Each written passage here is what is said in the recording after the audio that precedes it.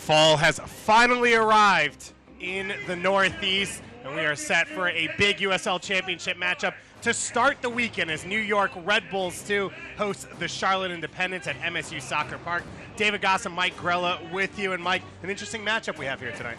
Absolutely. For the New York Red Bull 2 side tonight, they're trying to rebound off the loss, last away loss. And for Charlotte Independents, really looking forward to 2020 right now, and guys playing for their spots and playing for their reputations right now. A lot of players for the Charlotte Independents, a lot to prove here, and one of the biggest ones and one of the most interesting names that we are excited to watch here tonight is Valentin Sabella, a young Argentine player now with the Charlotte Independents. Yeah, really fun player to watch, and Valentin Sabella, who scored against Charlotte not long ago and then got signed by them 3 weeks later, so really interesting story there. Helped lead Florida Soccer Soldiers, an amateur side, into a victory over the Charlotte Independents in Open Cup.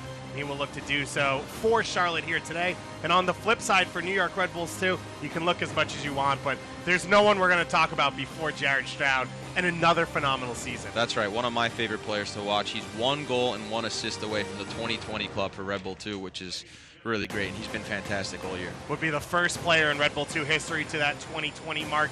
Also, 8th in the league in goals and 10th in assists, having a great season producing out on the wing and continuing to be one of the best players. Of course, last year was one of the league leaders in assists, and he'll look to do so here today. Once again, for the Charlotte Independents, it has been exactly 2 months since their last victory. Can they get there today? And for New York Red Bulls 2, they are 1 win away from setting their franchise record for home victories in a season. We've got all the action coming up for you in just a moment here on ESPN+.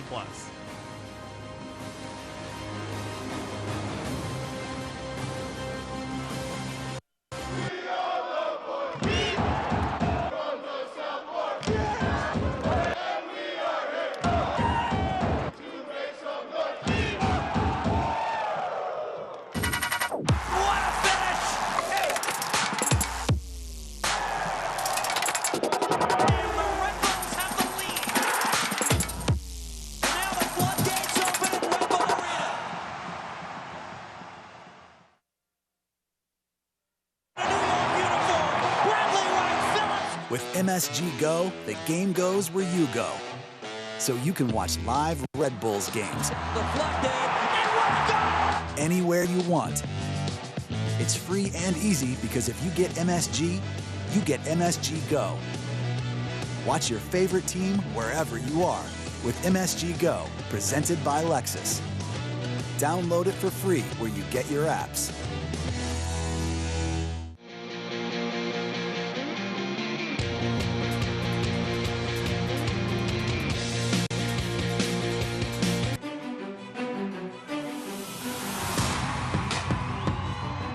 Gets it back. He will take a strike. Played in. Laurel gets a hand to it. Denied by Laurel from point blank. He's standing on his head right now. He hands it to Lima and a hat trick. Barlow putting it in, back of the net.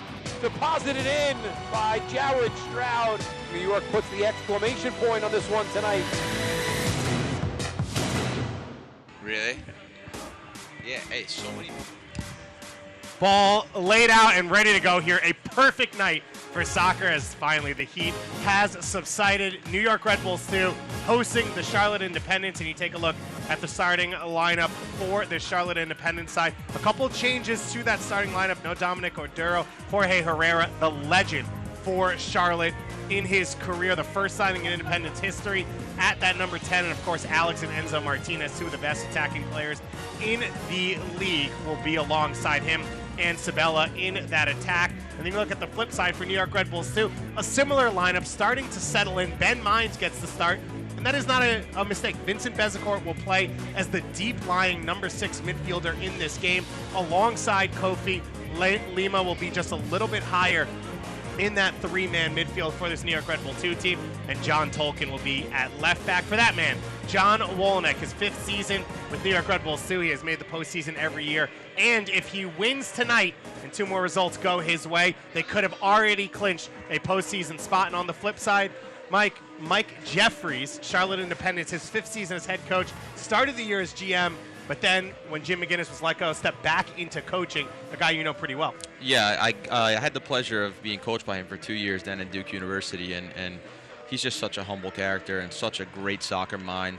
I really do miss the times we spent together, and I think he's fantastic at what he does. Lucas Japella, our head referee, Tyler Rostek and Zeno Cho, our assistant referees, and Brian DiPaolo, our fourth official for this one. New York Red Bulls, too, and they're all red home kits with red shorts, and the Charlotte Independents, and they're all white shorts. New York Red Bulls, too, will be going left to right on your monitor as we get kicked off here. Some Friday night action under the lights for Dollar Hot Dog Night and USL Championship on ESPN+. David Goss and Mike Grella joining you for this one from MSU Soccer Park. As I said, for New York Red Bulls, too, a win here and a loss by either St. Louis or Charleston this weekend. And New York Red Bull, too, will have clinched their postseason spot with still a little over a month to play in the season. And, Mike, you mentioned playing for Mike Jeffries. What type of soccer do you expect to see from his side? Yeah, I think they'll stand off a little bit. I think they'll be cautious, and they're going to try to break down this Red Bull 2 side, so it will be interesting to see how they do it. Not many teams have been able to do it here, and you know, I expect to see a game where Red Bull 2 are in firm control. For New York Red Bulls, too, they came out flying on the road in their last game against Indy 11, and right now New York Red Bulls, too, is sitting first in the Eastern Conference, but it's Indy 11's spot on points per game, as they've played one less game and sit equal on 53 points. So for New York Red Bulls, too, they came out flying as you'd want to, didn't finish their chances, and then in what is really a playoff game, they struggled a little bit maybe to play at their highest level. Yeah, it's always more difficult to play away from home, but they outshot Indy 11 20-7, and that's really good. So on a different day, that might go their way. Ball over the top towards Sabella. Valentin Sabella, as we mentioned. This now his 13th appearance for Charlotte, 1 goal in his time. It was the UPSL National Player of the Year last year, where they got to the semifinals for the Florida Soccer Soldiers, one of the best names in all of soccer. And his father, Alejandro, was Argentina's head coach at the 2014 World Cup, where, of course, they famously lost to Germany in extra time of the final. Take a look at that replay there. Sean Nealis, a big commanding body, the rookie out of Massapequa. He has settled in over the last few weeks as Aaron Long and Tim Parker have become the duo with the MLS side as Roberts goes up the line. Good work here from Charlotte Martinez. And now up to Herrera, who can't find a teammate. And the ball's pinging around early here. Both teams really starting well. Energetic start. This is what you want to see for both these sides.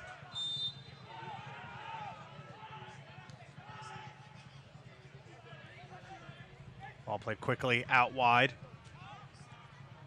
It'll be Stephen T. Coe at left back and Brendan McDonough at right center back. McDonough playing that ball on loan from the Vancouver Whitecaps his rookie season out of Georgetown. 1 appearance with Vancouver, arrived a few weeks ago with Charlotte, has made 1 appearance so far this year with the Independents.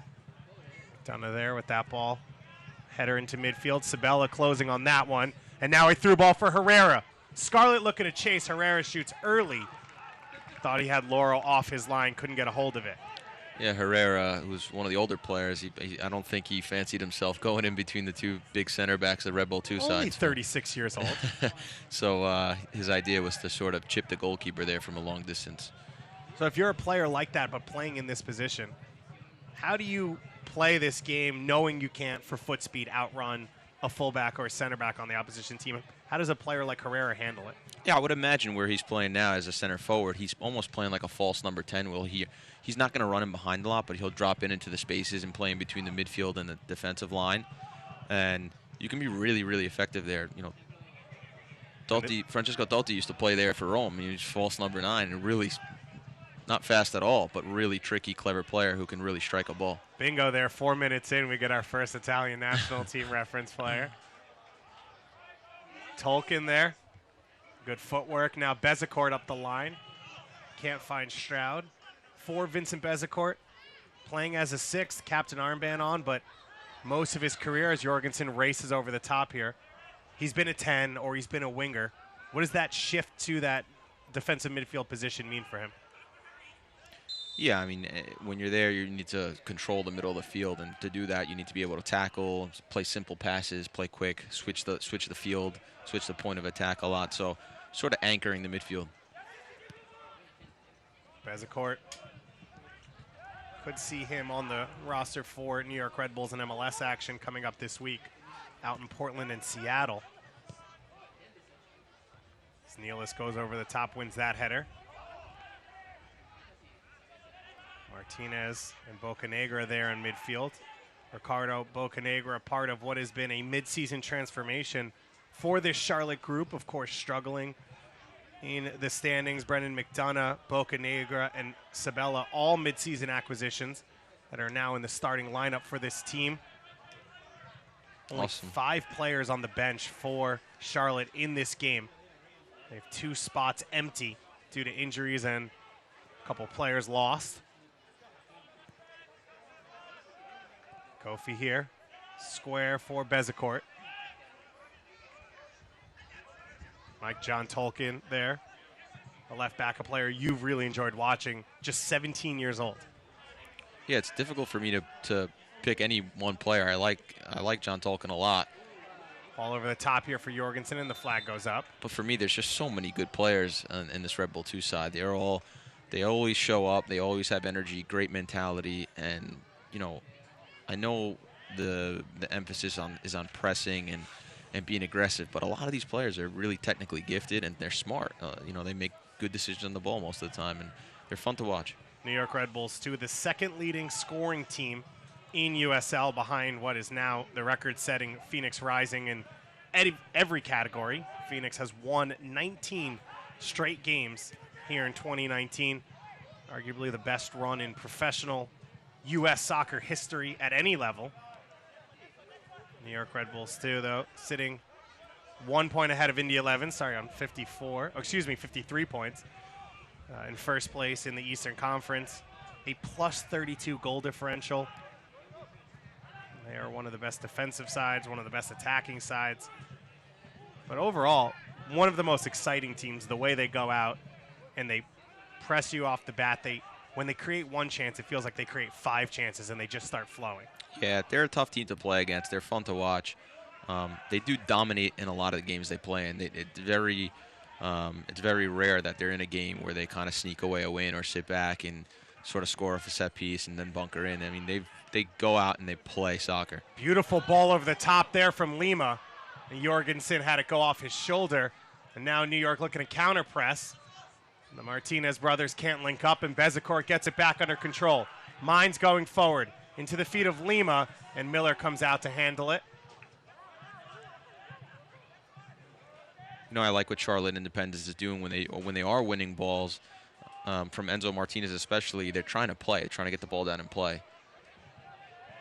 Here Vince just gets it into Mines, and then, yeah, just a little too far, but they haven't clicked yet. But, I like what Charlotte's doing because they're not just giving the ball back away immediately. They're trying to play a pass. They're trying to dink it into the forwards, and they've got some ideas of what they want to do.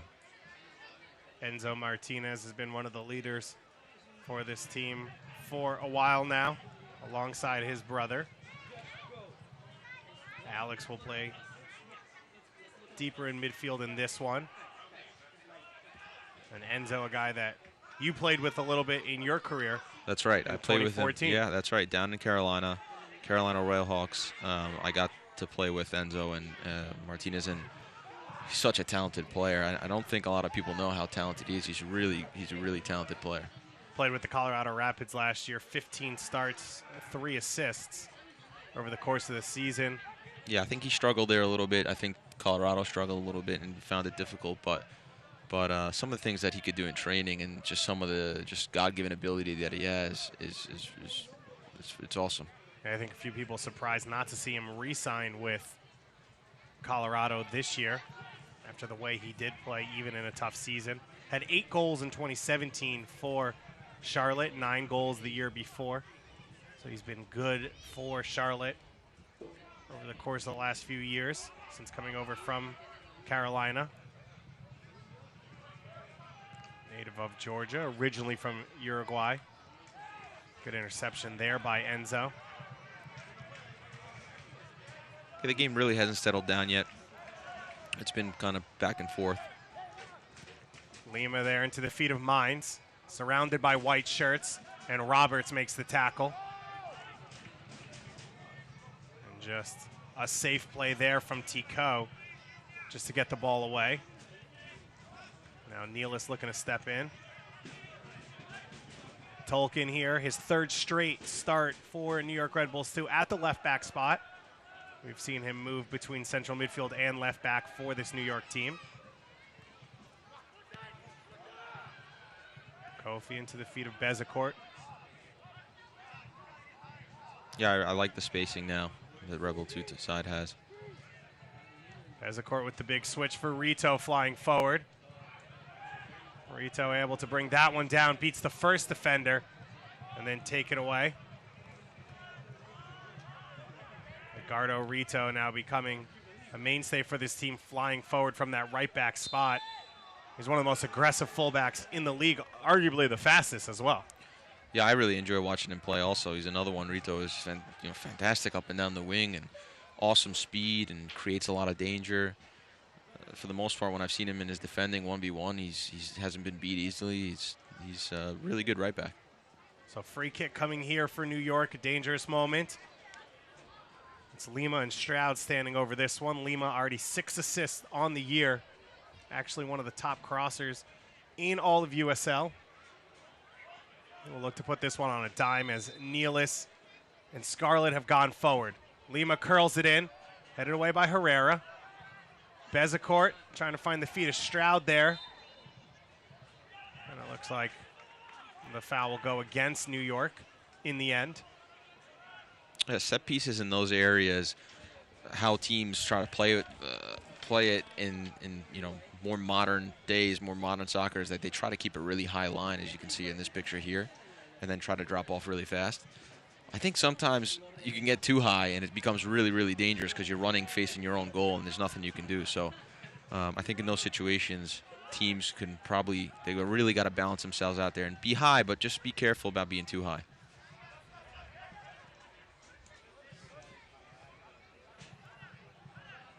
Tune in to ESPN3 on September 18th at 8 p.m. for a potential Eastern Conference playoff preview.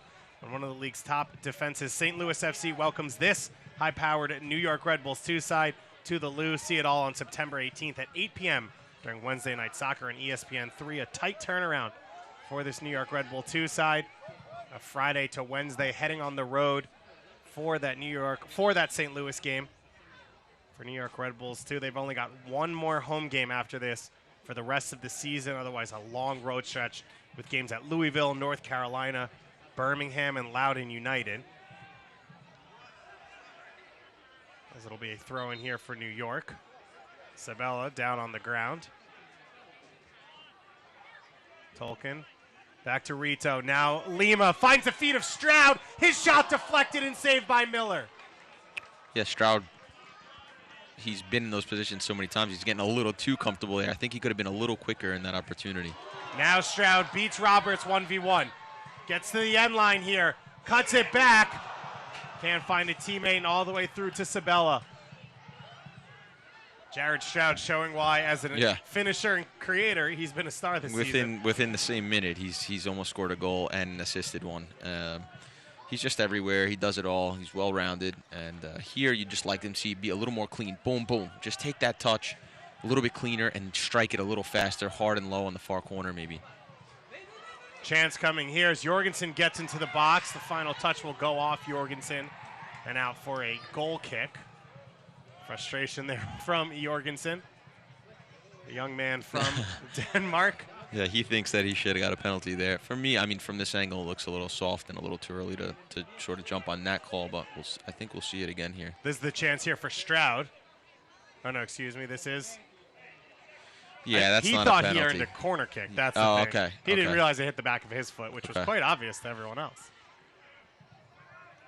Nice little glasses emoji, though, from Matthias Jorgensen. Telling the linesman to get his eyes open. Yeah. His first year in the United States, coming over from Denmark, Odense. where he played in their youth ranks as well as a Danish U19 international. A slip there, a chance to break now. Red jerseys going forward. Stroud over for Jorgensen. Jorgensen 1v1, and he finishes. The Danish youth international gets his revenge a little bit, and he gets the opening finish for New York Red Bulls too. Yeah, and it's what we've seen every single time. It's it's quick pressure, turnover, whatever you want to call it, mistake. Here comes the turnover here. Just a mistake, kind of unbalanced, gives it away, and then they come flying. Stroud comes flying with the ball here. The delivery is really important here. He passes it with the right pace. Jorgensen can just take one touch. He takes 2 touches, and good finish between the legs there. Yeah, he almost lost it with that second touch, but quick enough to catch up to it. You'd like him see him take 1 touch forward and then bang, pick his corner. He takes 2 there because he's quick enough and he's good enough to do it. But good finish through the legs there, and 1-0 now early on in this game. It could be a long night for Charlotte Independence tonight. 9th goal of the season for Matthias Jorgensen, so he is the sole man in 3rd place on New York Red Bulls 2 with those 9 goals behind Jared Stroud as well as Tom Barlow, who's not with the team here today. For Barlow, that's his 9th assist of the season to go along with those 12 goals. It puts him over 20 in his New York Red Bull 2 career, where he's already the career leader in assists for this squad. So he just needs a goal now, huh? Yep, to be the first man to join the 2020 club. New York Red Bull 2 history. He's actually only 5 goals away from Brandon Allen for career leader in goals in New York Red Bull 2 history as well. It's so well deserved. You throw the stats out the window, and he just plays really, really well. He just affects the games in so many other ways than just goals and assists. He does really affect the game. The energy that he brings, he can tackle. He's up and down the field. And I always like to see when players who really play well and affect the game also get their stats up. It's a good thing. A New York Red Bull New York Red Bull Academy lifer, along with his brother Peter Stroud, who's now over in England with West Ham, although I think there's rumors he might be going to a college in North Carolina with the Blue Devils, something like that. Unsure. I would never for soccer reasons, It's not a soccer program. Oh, it's one of the best places in the world, I'll tell you. And they've built out their facilities, too. I've heard some good stories of what the soccer setup's like for Duke now. Yeah, I haven't been down there for a little while, but I hear it's great, and they've got John Kerr down there who's doing a fantastic job. And the soccer program's really picking up the last few years. Of course, Sean Davis and Brian White with New York Red Bulls, both from Duke as well. This is Mike Grella sitting next to me. And I've got my Duke shirt on. Just in case no one knew. Yeah, that's right. Ball down the line. Mines puts one in. It's over the head of Jorgensen and rolls out the other side. Mines with a good idea there. He crosses that ball, and that's where Jorgensen kind of can't really make space for himself because he's not a big power striker, so he doesn't really make space for himself. Kind of gets just pushed, floated away to the near post, but. And that's part of what Jorgensen is learning as he develops in the pro game. Big striker there. Bang with the left arm. He makes space for himself, and he's guiding that somewhere on goal, or he's trying to hold that ball up. Yeah, it's a little high, but because that's not really Jorgensen's game, he sort of kind of just drifts out of that play. Alex Martinez got Kofi off the ball there, but could not keep possession as Scarlett and Herrera collide with each other. And Herrera, the Colombian veteran, not so happy with that one. Yeah, if you're Herrera, that's one guy you don't want to sort of collide with, is Jordan Scarlett. Big, powerful center back. Stroud here. Early ball in from Stroud. Knocked away. Now Lima with the shot. And straight into Miller. He caught that one clean. Yeah, good strike, good technique. Chris Lima having a career year for New York Red Bulls too. He's already got 5 goals and 6 assists. Of course, 4 of them came against Atlanta United too in an 8-1 win. But once again, it's always nice to get your stats. Yeah, for Lima there, it's one of those ones where he just catches it so clean that it goes directly to the goalkeeper. I used to hate when that happened. Like, you hit it so pure that it's just perfectly straight at the goalkeeper, and sometimes when you miss it, it goes into the upper corner or bounces around and takes a deflection and goes in. So there's one of those ones where he just hits it so clean, and it's kind of easy for the goalkeeper to catch. Fantastic crowd out here at MSU Soccer Park. It's a beautiful night, finally. It's not 98 degrees and sunny for every single game here. Yeah, it's a gorgeous night to play. And for these fans, a chance to see if their team, how many games can they host in the postseason? You'd expect they'll be a top 4 seed in the Eastern Conference, currently sitting in first. As I said, with a win here and maybe a St. Louis loss tonight or a Charleston loss tomorrow, New York Red Bulls, too, can clinch a postseason spot. But the higher they go, the more games they can host. Every round hosted on-site at the higher seed all the way through to the USL Championship final. Kofi there into the feet of Jorgensen. If you're Charlotte Independence right now, you've got to really be careful in the next 10 minutes and 15 minutes because this game could get away from you fairly quickly. So stay compact, continue to try to play. I know it gets frustrating because really they haven't been to the other side of the field yet, and they haven't created any chances. They haven't really had the ball. But you've got to stick to the plan, keep trying to play, keep trying to create something, and make sure you don't give up another goal at the back, especially off a giveaway or a turnover. Fans, the USL unveiled its elite youth platform, USL Academy. This allows clubs at all levels across the USL to develop its local youth and compete at the highest level across the United States, including the USL Academy Cup. For more information, visit uslsoccer.com/academy. Free kick coming here for the New York Red Bulls, too. We saw the service come in from Lima last time, as Ben Mines draws the foul. Yeah, I don't see much there either. Just a little bit too easy for me.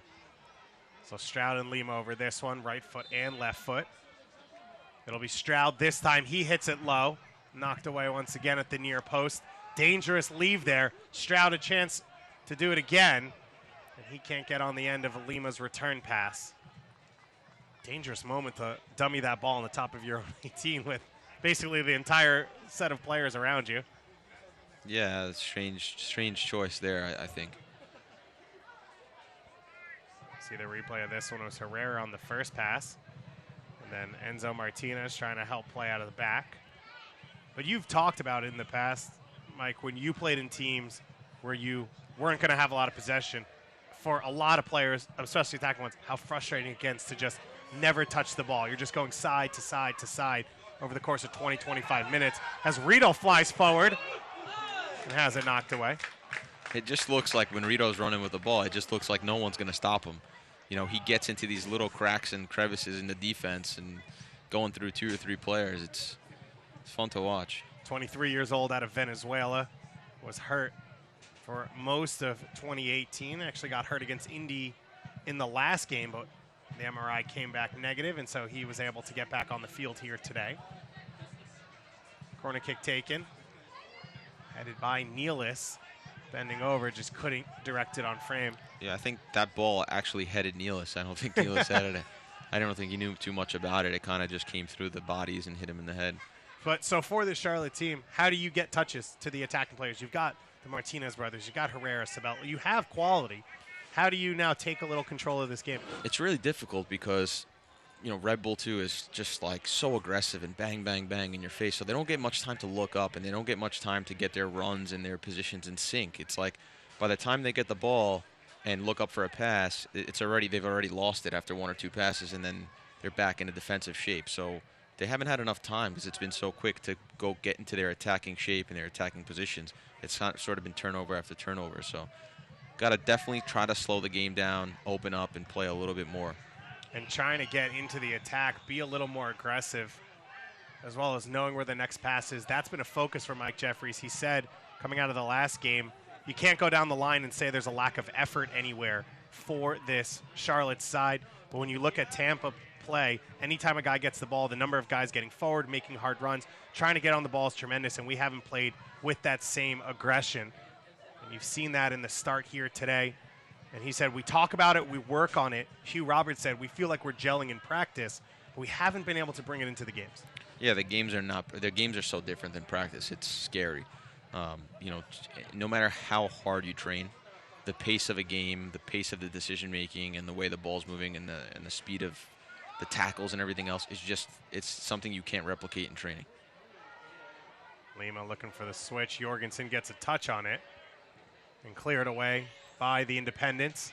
And they just cannot get out. Charlotte cannot get out. They can't breathe right now. Kofi back on the ball. Jorgensen out wide for Mines. Mines has 2 shirts around him, and an obvious foul there. Unnecessarily almost from Enzo Martinez. And he picks up a yellow card, and I think maybe you see there that frustration as an attacking player. Yeah, I think he just he knows what he's doing there. He knows he can't win the ball. Really frustrated, and it looked like a frustrated tackle that he made. Not sure it's a yellow card, to be honest with you, but we'll see it here again.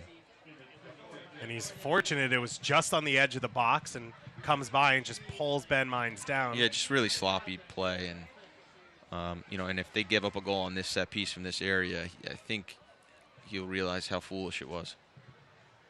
Enzo Martinez there picking up the yellow card. He's got 3 goals and 6 assists on the year in the attack. Won a college cup for a school called UNC? I don't know what that stands for. University of New Carolina? I'm not sure. North I think Carolina? so. I'm not sure. Yeah, not sure either. We'll leave that one out there. If anyone knows, I've never seen it you before. can tweet at us. What's your handle? They can let you know what UNC stands for. Bezecourt, the captain, standing over this one. Bezecourt can really wrap his foot around this, and he can go either way. I mean, he can shoot it with power on the goalkeeper side, or he can go up and over the wall. He's talented enough to do either one. Brandon Miller, his 20th start of the year in goal. A long-time veteran. And a little fake off the bat, and then Bezecourt, and he never gets it to dip. He hits it. He tried to hit it, looked like with power and to get it over the wall. Yeah, he did a little bit of everything there, which doesn't work. Usually it looks like it was just too much power. We'll see it here again. I'm not really sure. I definitely got it all mixed up and wrong, but kind of just floats that one to the goalkeeper side. I think if you're going to hit it at the goalkeeper side, you got to hit it really hard. And if you're going to go the other side, then you got to be more accurate and precise. And it was interesting. Mines was actually in the perfect gap, blocking him, but with the fake, Ben Mines moved out of the way. Yeah, that stutter step might have thrown Vince Bezecourt off also. Bezecourt here with that captain's armband, playing deeper in midfield here today. Herrera flying forward. Couldn't find the pass out wide to Taku. Yeah, Herrera just hesitates too much for me there, and I thought he was going to pass it out wide and decides to go for it. It's a second strike, technically, of the game, I think, and both of them haven't been very good. Jorge Herrera has had the only 2 looks of the game for Charlotte here midway through this first half. New York Red Bulls 2 leading through the early goal from Matthias Jorgensen, his 9th of the season in the 15th minute. Set up once again by Jared Stroud, his 9th assist of the year. It's Tolkien makes a tackle right there along the sideline, earns the throw-in, goes quickly. Player still down behind the play. Tolkien's curling cross can't find a teammate, and just now, finally, it looks like Taku's getting up off that sideline. Yeah, if you want to know if Red Bull 2 are tough to play against, I mean, just big challenge on the sideline. They get the ball, throw it right in, don't waste any time. You see here, John Tolkien, awesome challenge, gets the ball, doesn't care, throws it down the line, and just so aggressive to attack, to take guys on. And this ball across is really an excellent ball. If you have, if there's like a Bradley Wright Phillips or a striker, real goal-oriented striker, he's sniffing that one out because that ball comes right across the face of the goal. Just 17 years old, John Tolkien, in his first year playing with professionals, still on an amateur deal, eligible for college, is committed right now to Wake Forest, but still has the ability, if he wants to either take a gap year and stay with New York Red Bulls 2, but maintain his amateur eligibility, or sign a pro deal. We've seen players do both. He'll have a decision to make, but everything about that, the strong tackle, you could tell he didn't know it was New York possession. He took a throw in quickly and said, if the referee stops me, he stops me, but I'd rather try and take advantage here. It's just gamesmanship. It's being clever. Those are the sort of things that win you games. Those are the sort of things that lead to really successful careers. Is he's like a gamer, and he's just doing the right thing there. If it's the other way, if it's Charlotte's ball, then they get the ball back, and that's that. But he throws it in, takes advantage of Charlotte players sort of not knowing what's going on and looking up to the referee, where he just takes it upon himself and just does a quick throw. Mines chases this one down, gets the cross away. Lima trying to get it under control. Martinez recovers. And Alex Martinez to his brother Enzo. You watch something like that from Tolkien, and the first thing you think of is Tyler Adams. When, as a 15, 16-year-old playing with New York Red Bulls too, he had that same little edge and soccer intelligence and culture to him as a young player, as Lima winds that one up. Yeah, Tyler Adams to me was, when I first played with him and watched him play, was just like, it was amazing to see how fast he could get to a ball and what his I guess reach of tackle was. Like, it looked like he couldn't tackle you from where he was, and then all of a sudden he could. Jordan Scarlett, just high boot there. That to me is okay. I mean, he's not doing anything wrong there. It's a little high, but it's aggressive. But you know, Tyler Adams was just really fun to watch and sort of shocking when you first see him, the way he flies into tackles and jumps around the field, and he's just flying all over the place. I think John Tolkien's maybe a little bit more calculated in the way that, you know, he sort of takes care of the ball and the way that he tackles. I mean, I wouldn't say he's a tremendous tackler, but when he has to tackle, he's able to do it. So a little bit different, but that sort of like spark does remind me of Tyler Adams. Mine's now going forward. That ball lost.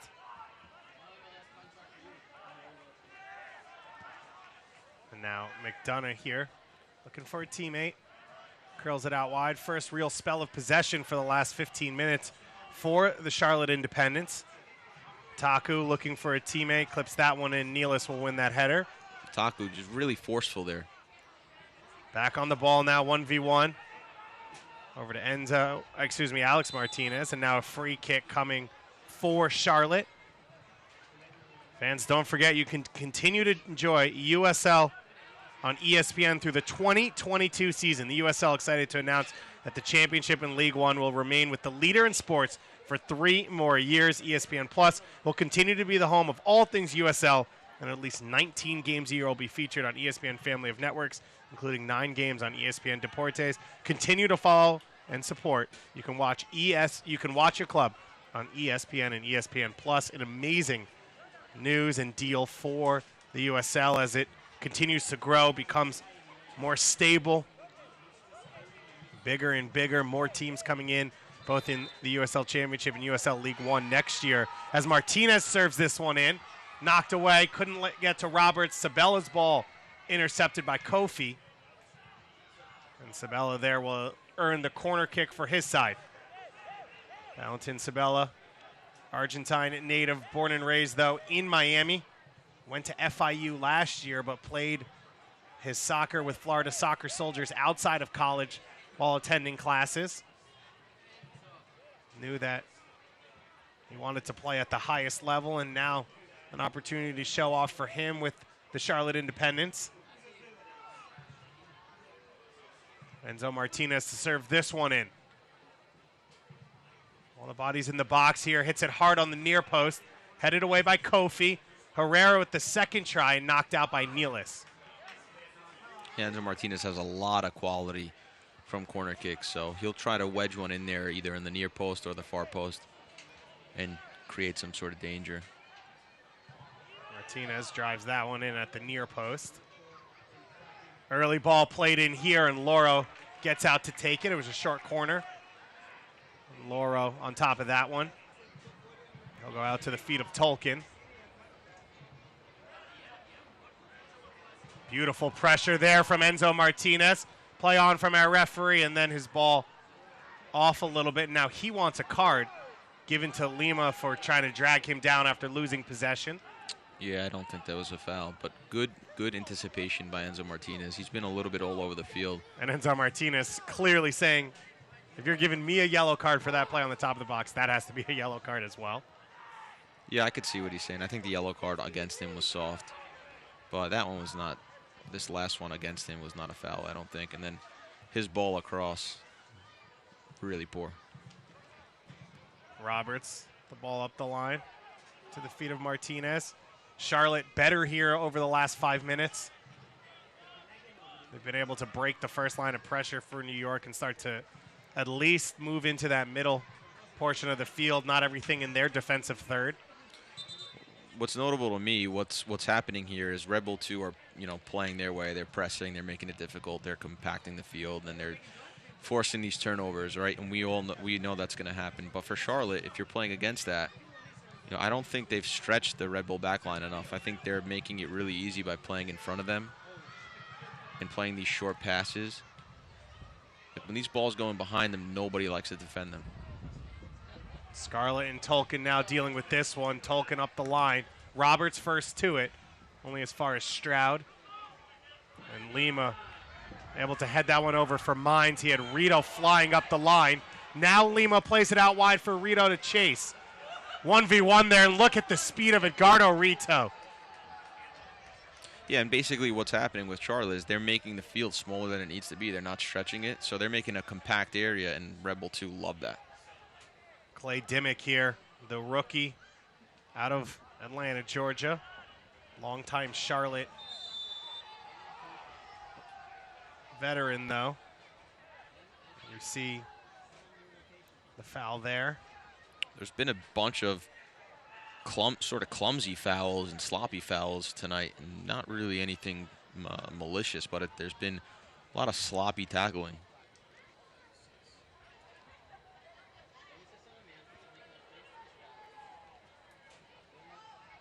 Take a look at this replay. And again, I'm not even sure if that's a foul. Yeah, there's it looked been a lot of awkward soft fouls. Bezecourt slips before the play even happens. But I agree with you. That looked clean on the ball.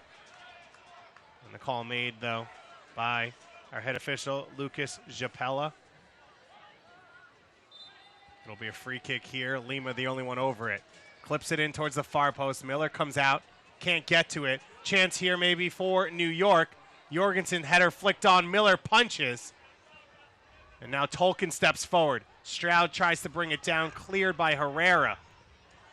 Chaos here in the box for Charlotte, and now they're finally able to clear their lines. And Sabella goes flying through the back of Bezecourt, who's down for the second time in a minute. Yeah, when you play the number 6 and you're Vince Bezecourt, you better get used to those types of challenges. And the last thing New York Red Bulls want to see here is Bezecourt has played well in these opening minutes and could have a big week coming up. Gets knocked from behind and goes down hard, but he's back up. There's really not a lot. There's not a lot wrong in that challenge either. I don't want to say that's almost not a foul. That both guys going for the ball. Vince just happens to be in a weaker position because he's backing up, but Sabella goes and tries to win the ball there, just aggressively. And if it's a foul, it's certainly not a yellow card. Second yellow card shown in this one, but both a little bit soft at times. I agree with you. It's an awkward challenge. It doesn't make it malicious. I mean, Tolkien losing possession there in a bad spot. Scarlett steps forward.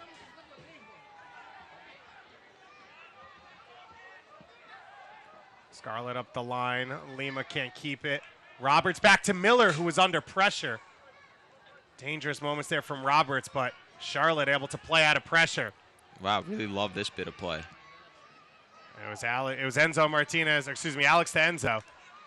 And Sabella laying it back, Herrera. Now Rito flying forward the other way. Looks to cut in, lays it out for Lima. Back out wide for Mines.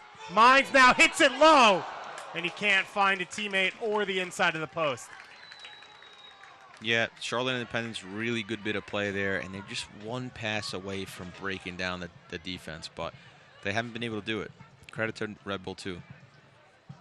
This ball goes out wide, and sort of takes time, waits to shoot it through his legs. Really like that.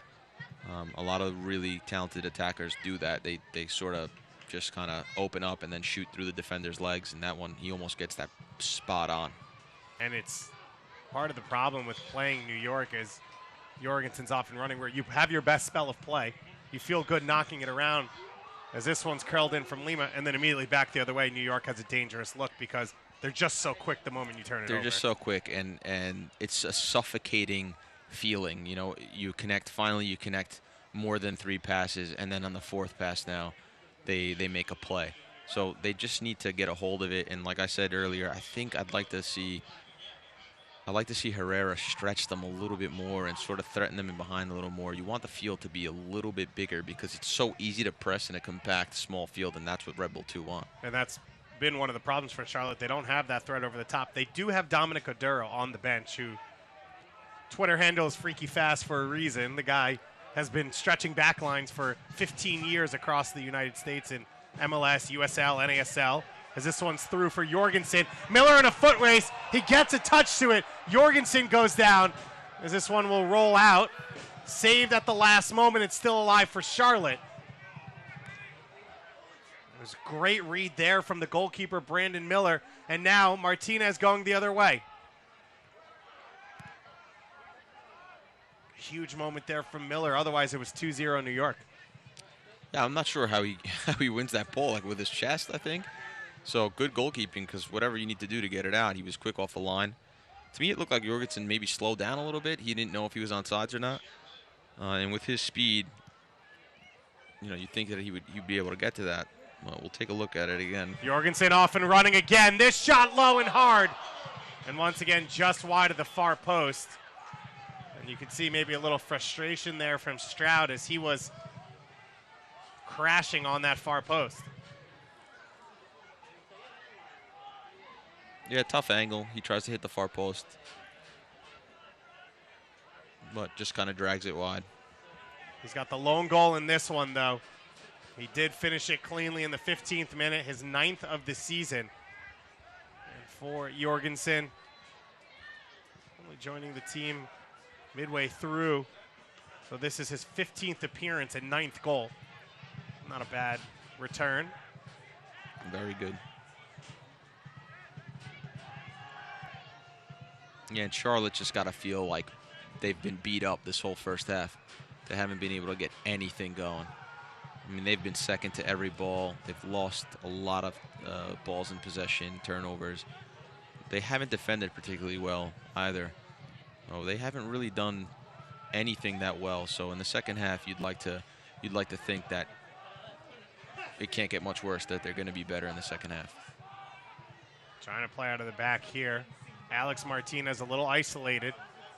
Back into the feet of Tico. And now Miller will look to clear it up. Suffocating press here from New York. And finally, Bocanegra gets it over the top. Herrera now battling with Scarlett. And New York wins it cleanly.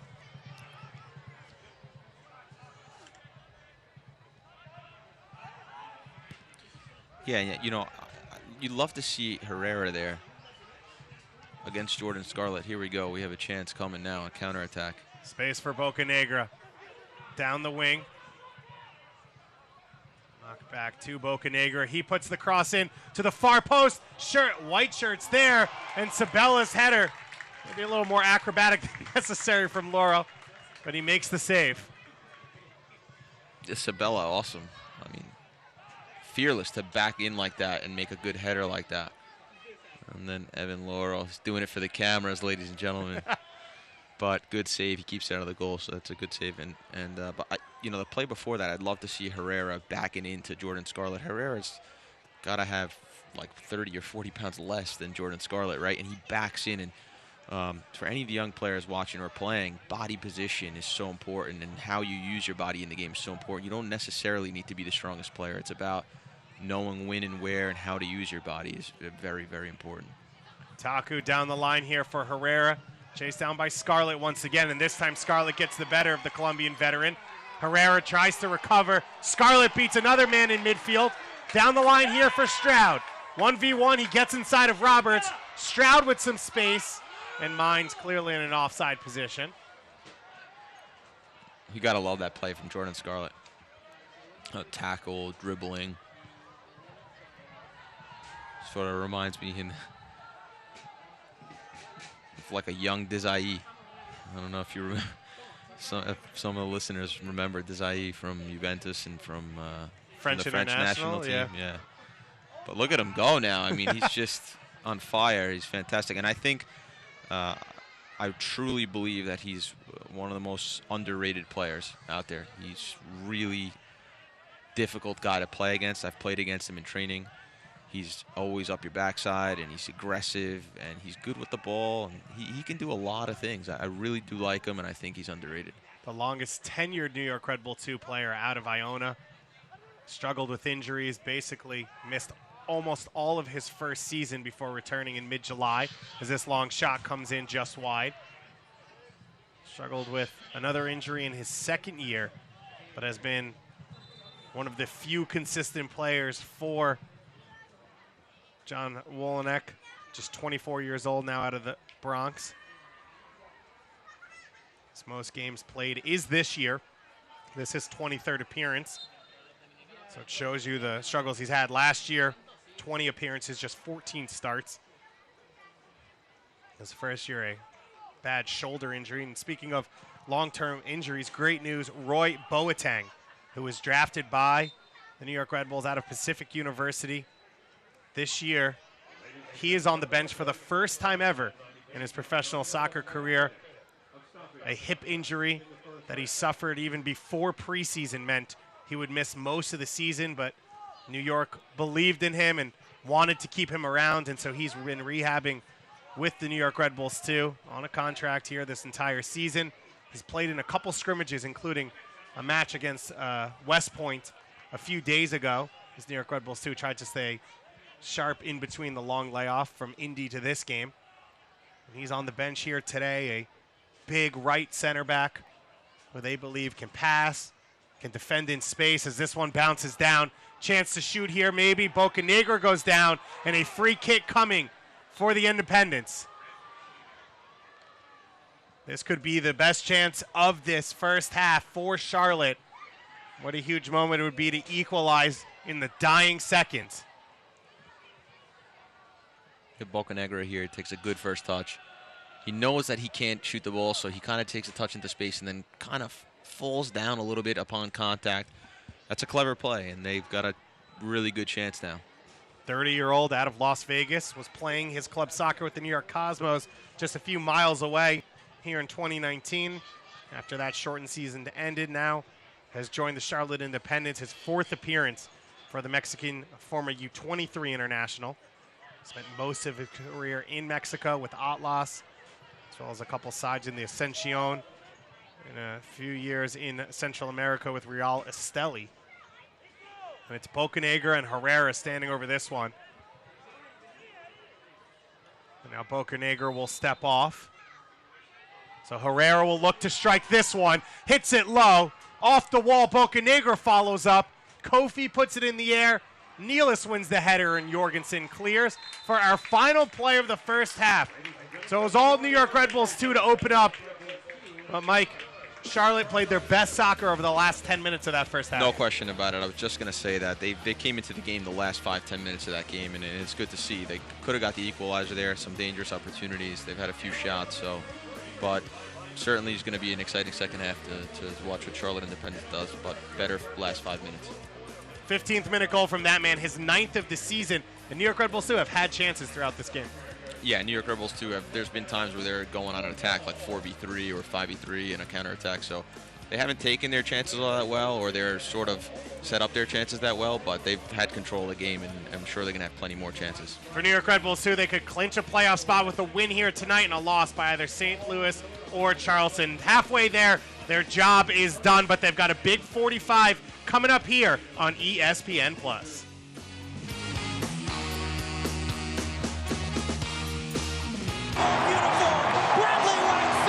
With MSG Go, the game goes where you go. So you can watch live Red Bulls games anywhere you want. It's free and easy because if you get MSG, you get MSG Go. Watch your favorite team wherever you are with MSG Go, presented by Lexus. Download it for free where you get your apps.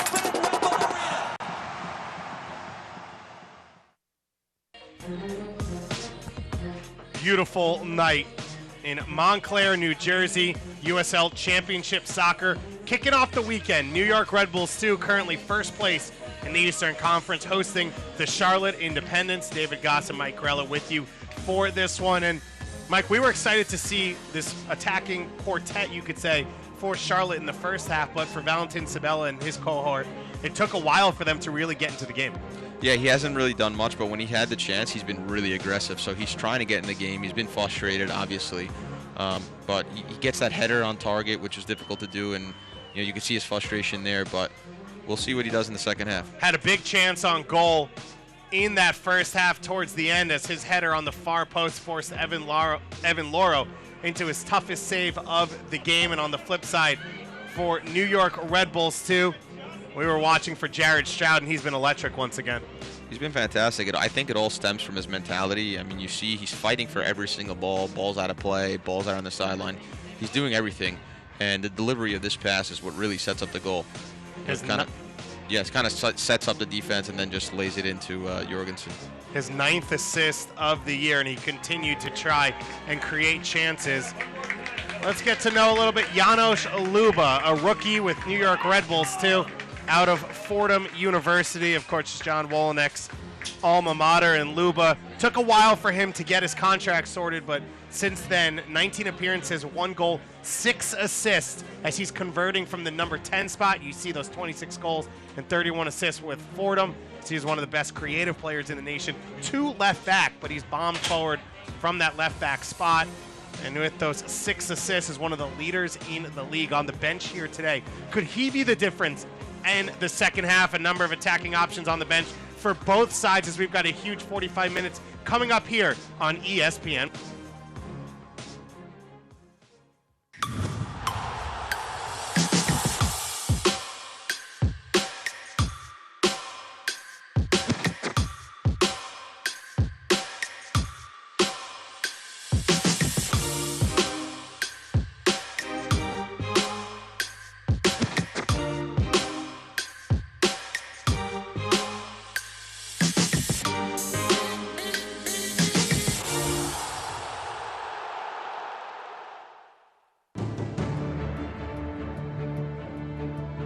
Sullivan Asante does it again.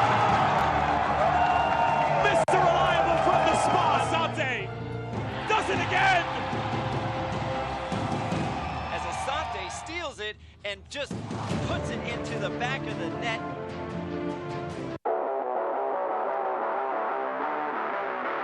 Sam DaCosta. The attempted an amazing goal. Or maybe a goal of the year candidate from Rodrigo DaCosta.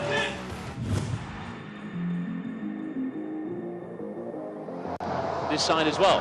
That's a good point. Let's wait and see if they do. As Kamara absolutely flies past Tete for pace. Here's Kamara. And a brilliant save from Cody Mizell. Mohamed Kamara is causing problems. Mikey Rowe now. Rowe takes it on, and it's in! What a strike! And Tormenta, they strike first!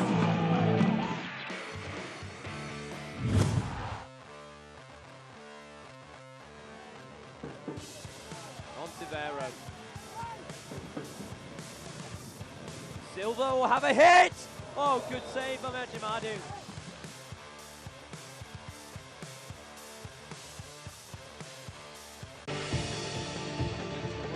Torre will shoot. Oh. He will score. Javon Torre. What's the day that you walked in? Oh, something. Something's got it. Oh my goodness. Lubin, what a save. Outstanding individual effort. They stand together.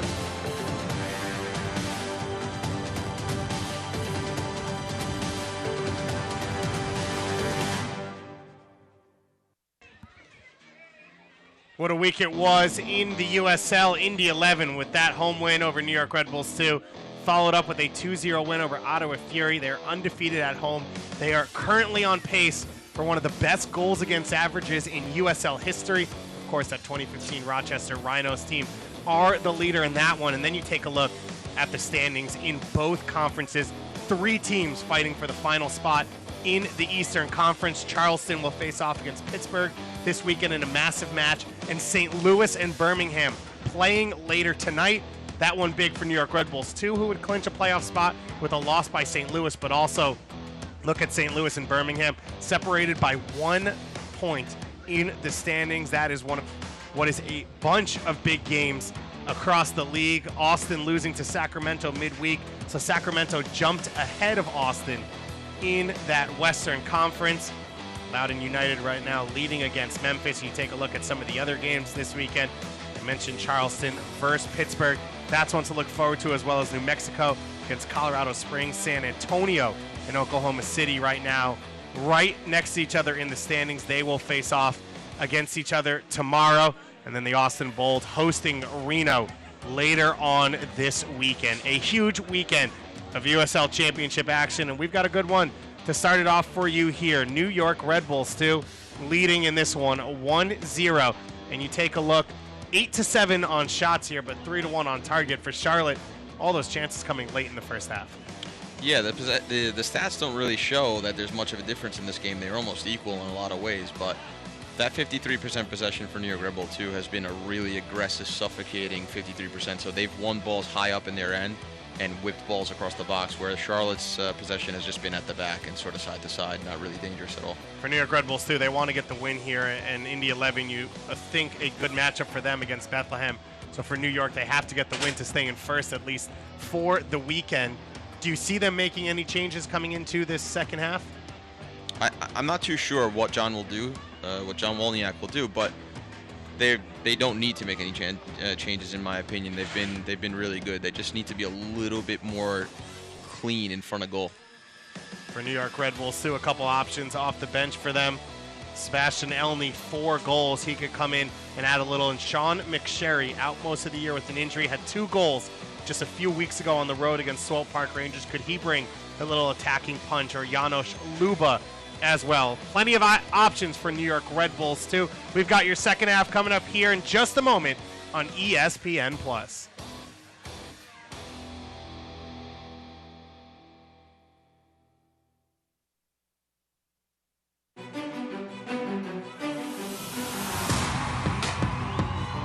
Rema gets it back. He will take a strike. Played in. Laurel gets a hand to it. Denied by Laurel from point blank. He's standing on his head right now. He hands it to Lima, and a hat trick. Barlow putting it in, back of the net. Deposited in by Jared Stroud. New York puts the exclamation point on this one tonight.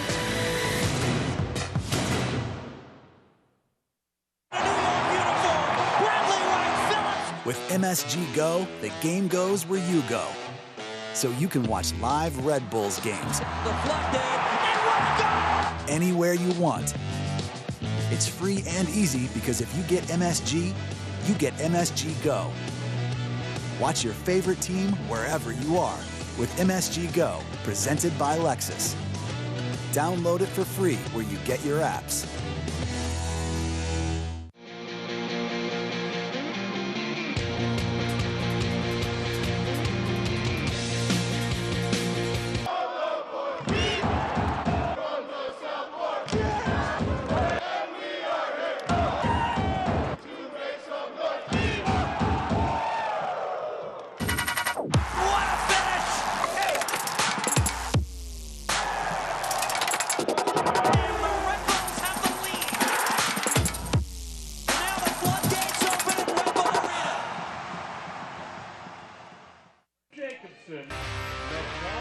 Fans enjoying Dollar Hot Dog Night at MSU Soccer Park, the second to last one of the season, as it's the second to last home game of the season. The 2 squads back out on the field. Let's take a look at the first half highlights, and it was the high press intensity of New York throughout most of the first half. Yeah, just suffocating press.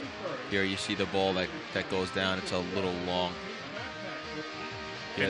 Vincent Bezecourt playing a little deeper in this game has helped set a couple chances. He's been good there. He's won balls. He's connected passes. He's been simple. He's been very good in that position. New York Red Bulls who continue to create chances through their high Nifty pressure. Nifty little turn from Jorgensen there to get something going. Jorgensen, a couple half chances early on, a couple big chances late on, but it was the goal right there in the middle at the 15th minute. It was a slip here from Bocanegra. He felt like he got fouled. Stroud takes it the other way, 4v3, and he sets up Matthias Jorgensen. Yeah, really good weighted pass. Jorgensen takes 2 touches, bang through the middle, through the center of the goalkeeper's legs. Stroud there, his 9th assist of the season to go along with 12 goals, 20 assists in his New York Red Bull 2 career, the all-time leader in Red Bull 2 history. For Jorgensen, his 9th goal of the year in just 15 appearances for the young Danish international. And then for New York, they controlled most of the first half, the opening few, or at least 30 or so minutes. Yeah, they did, and Jordan Scarlett on a nice, mazy, strong run there. And this play never really comes off. Stroud gets himself in a position where he can't really do much. Instead, he should have shot it there, but once you're going across the defense like that, you kind of get caught. For New York Red Bulls 2, one more home game this season against the Charleston Battery on September 27th, as they will host the St. Louis FC, that one on ESPN3. And on the flip side, for Charlotte, a couple winnable games coming up. Swope Park, Hartford Athletic, at Bethlehem, at Memphis. An opportunity for Charlotte, probably too far out of the playoffs, but we talked about it in the Open. For them, it's about 2020. Who is going to prove they deserve to be part of this squad? Who's Mike Jeffries going to build around going forward, as it's been a struggle, maybe unexpected in 2019 because of the quality and experience he has on this team in the Martinez brothers, in Dominic Oduro, in Herrera, in Hugh Roberts. More expected of the Charlotte Independent squad. Yeah, this is a chance to prove yourself, prove that you still want to be here, prove that you still want to be part of the organization the next year moving forward, and also that you want to play well, you want to get your you want to get your work in, and you always want to win when you play at anything, when you do anything. So for sure, tonight's a big night for them to prove themselves and get a win if they can. New York Red Bulls 2 and Charlotte Independence kicked off in the second half here at MSU Soccer Park on ESPN Plus. David Goss and Mike Grella with you for this one. This New York Red Bulls 2 in first place in the Eastern Conference, a chance to potentially clinch their playoff spot here. And for the Charlotte Independents, they've not won a game in exactly 2 months. July 13th, their last victory in 2019. As Kofi wins a big tackle there in midfield against Bocanegra.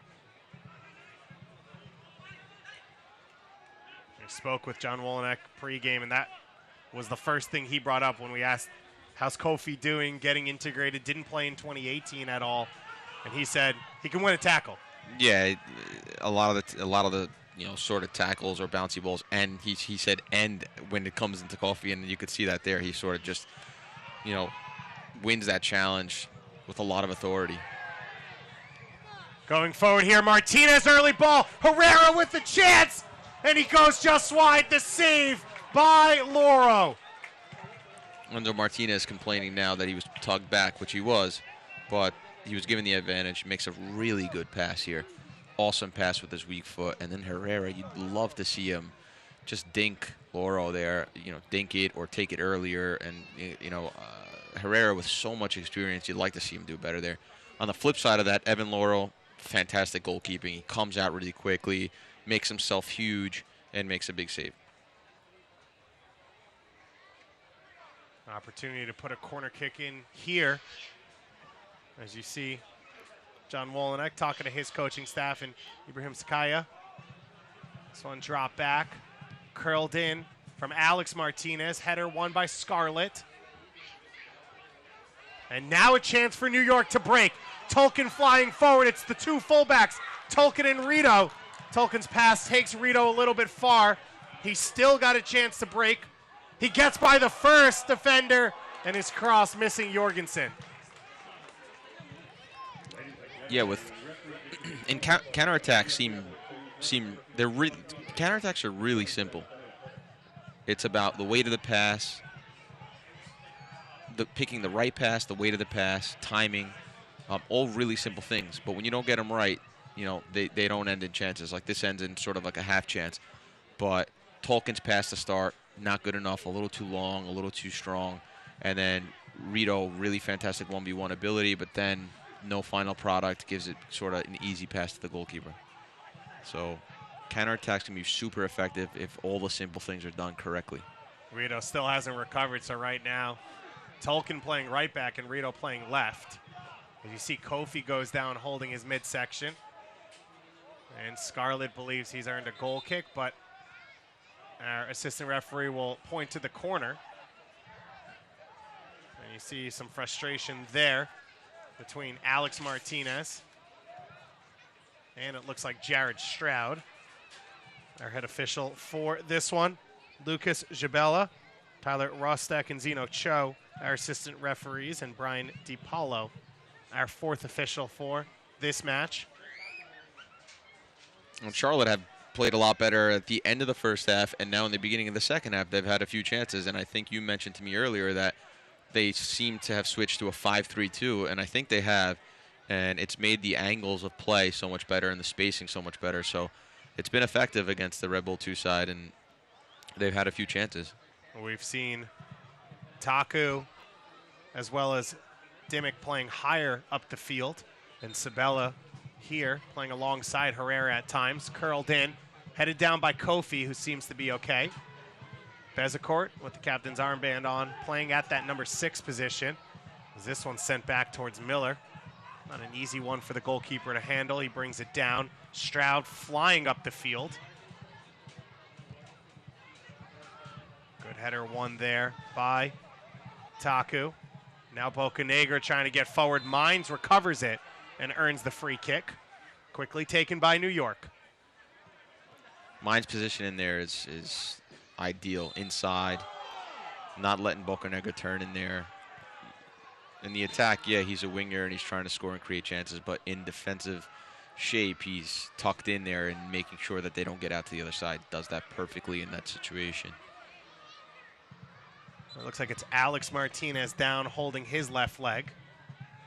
The last thing this Charlotte side wants to see, as they are literally 2 players short for this game. That's how many injuries they're dealing with. Joel Johnson breaking his foot with the Liberian national team over the last window, so he'll be out for at least 10 weeks to go along with a laundry list of missing players for Charlotte. You know, if you look back at that replay, Alex Martinez looks like no one even touches him. And I just remember from when I was playing, some of the contact that doesn't look like big contact, like sort of like a little touch or a little nick, and it looks like nothing. Sometimes they hurt the most because it just gets you in the right spot, or it gets you deep in deep in your muscle or deep in your bone. And I know on TV it doesn't look like much, but those little nicks can really hurt sometimes. And it looks like Alex Martinez talking about maybe the way his ankle bent on that one. Yeah. I can assume playing about 60 games a year in the English lower division, you never really dealt with too much physicality or pain. Oh, man. It's just the physicalities there are things that I've never seen before. It's such a physical league. You get into the box, guys are grabbing you and pulling you. And do you know how many fouls there were tonight? Where there were like 20 fouls tonight? There'd be half that many in England. They just don't call fouls. They just don't call fouls, and they don't take a yellow card out unless you almost murder someone. Ball up the line here for Jorgensen. Respect to Mike Greller for keeping me on my toes. I didn't have my match center with the fouls out there already, which is rookie from me. Let's see right here. I've got a stat for the listeners. If it's hot dog night, Dave Goss has a hot dog in his hand 100% of the time. I am averaging hot dog per game. 14 fouls total.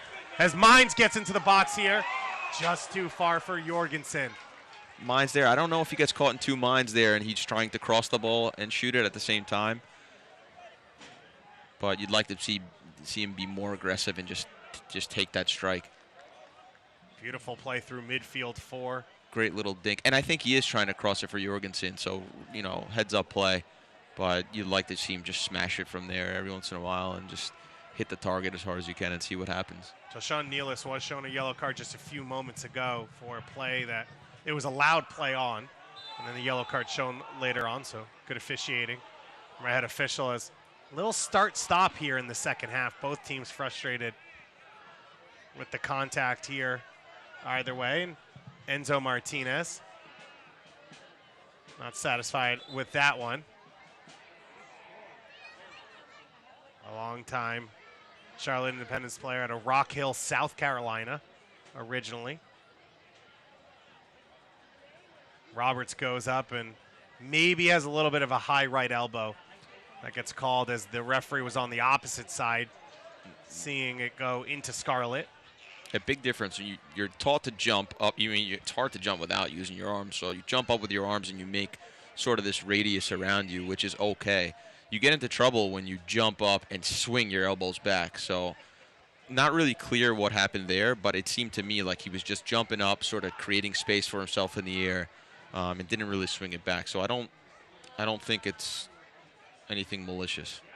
And you see there, Birmingham Legion as well as St. Louis just kicking off. And for Birmingham, just about 2 months ago, it looked like they'd have to go perfect the rest of the way if they were going to make the postseason. They have gone 7 unbeaten, including winning 4 of their last 5.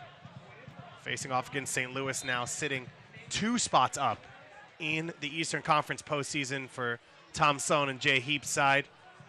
So they've been able to right the ship in the Eastern Conference for that Birmingham side. Right now, Charleston, the odd side out in the East, trying to get into the postseason. It'll be a fascinating close to the season. And then this year, of course, 10 teams in the playoffs. So 1 play-in round where 7 will play 10, 8 will play 9, and then the top 8 will face off. In the 1-game knockout postseason, higher seed hosts. It's obvious it'll be the Phoenix Rising on top of the Western Conference. Nothing else in the West is obvious, as about 4 points separates 4th through 13th in the West. And then in the East, it looks like it'll be Indy, New York, and Tampa up at the top, although Nashville and Pittsburgh still have a chance to break through that group. North Carolina's had a strong season, so it should be a great postseason in the Eastern Conference.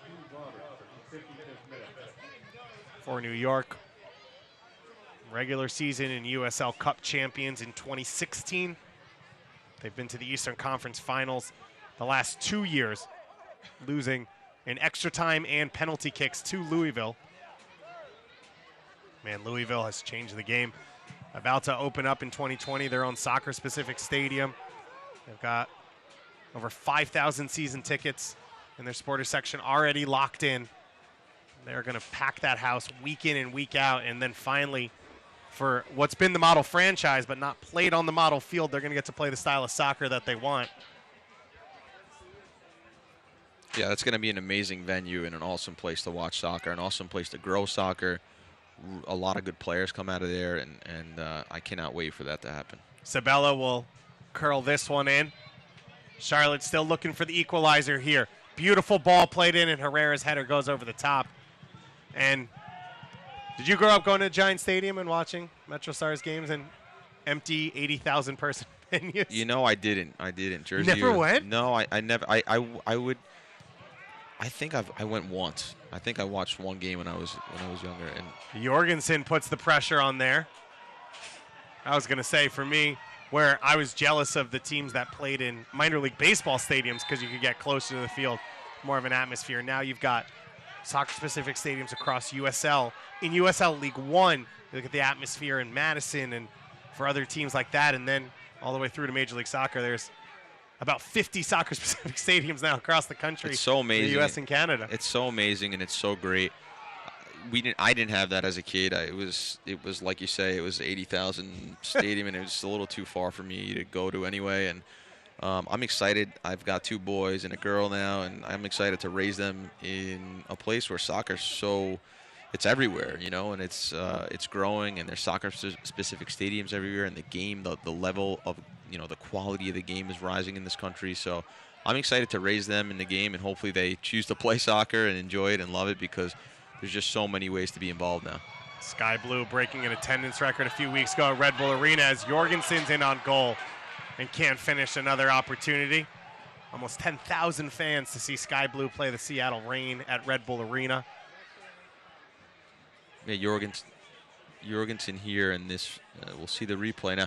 Jorgensen gets in between the 2 center backs, and he's just so quick that he's dangerous all the time. But you'd like to see him with more of a sort of killer attitude in those situations instead of being a little bit too careful.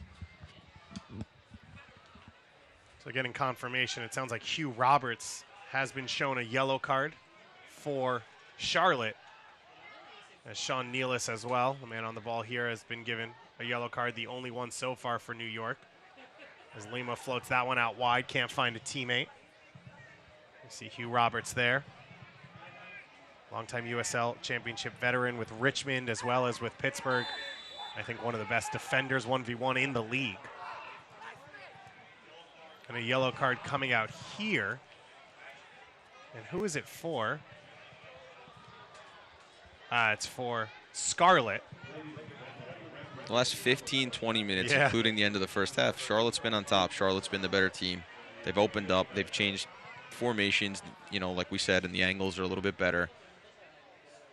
But you have to wonder if the Red Bull 2 side, the system, if they hit that sort of, you know, they need to catch their second wind, or they get tired, if there's like that little lull in the game where, you know, because you could see their energy is not really there. They're not really pressing as hard, and that gives Charlotte a chance to get themselves into the game because there's not that suffocating pressure that we saw in the first half. Which is a little surprising in that this New York team has, on hotter nights, been able to press for more minutes. Credit to Charlotte for breaking that pressure and the mentality of New York. Yeah, absolutely. They've stuck in it and they've stayed in the game, and Jorgensen helped them out there on that last chance because he didn't put that chance away where they got the pretty good chance there. But you always wonder, can you press for 90 minutes? And then the next question is, can you press for 90 minutes for 35, 40 games or whatever it is? And that's always a question that remains to be answered. You know, there's some games where you see that the press just gets tired and doesn't work, and when it's on, it's really difficult to play against, and it is a really good weapon. Fans, you can continue to enjoy the USL on ESPN through the 2022 season. The USL is excited to announce that the championship and League One will remain with the leader in sports for 3 more years. ESPN Plus will continue to be the home of all things USL, and at least 19 games a year will be featured on the ESPN family of networks, including 9 games on ESPN Deportes.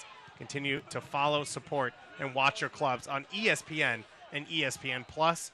Huge news for the league. We talked about the stadium in Louisville, but to have the stability to know for at least 3 years, as well as the money that the league will get, where the games will be featured, allows clubs to have that reliability to build for the future. We've seen the academy structure being built out across USL.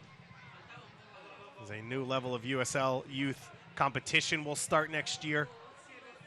We've already heard some rumblings of new USL League One teams to help expand the Western Conference, help grow the footprint at that level.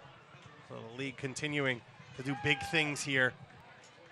And you're already starting to see a couple of USL alumni play for the U.S. national team as well as for Canada. Alphonso Davies made his pro debut at 15 for Vancouver Whitecaps too, and now he's leading the line for Canada as they look to, in the next window, knock off the U.S. and maybe get into the Hex for World Cup qualifying.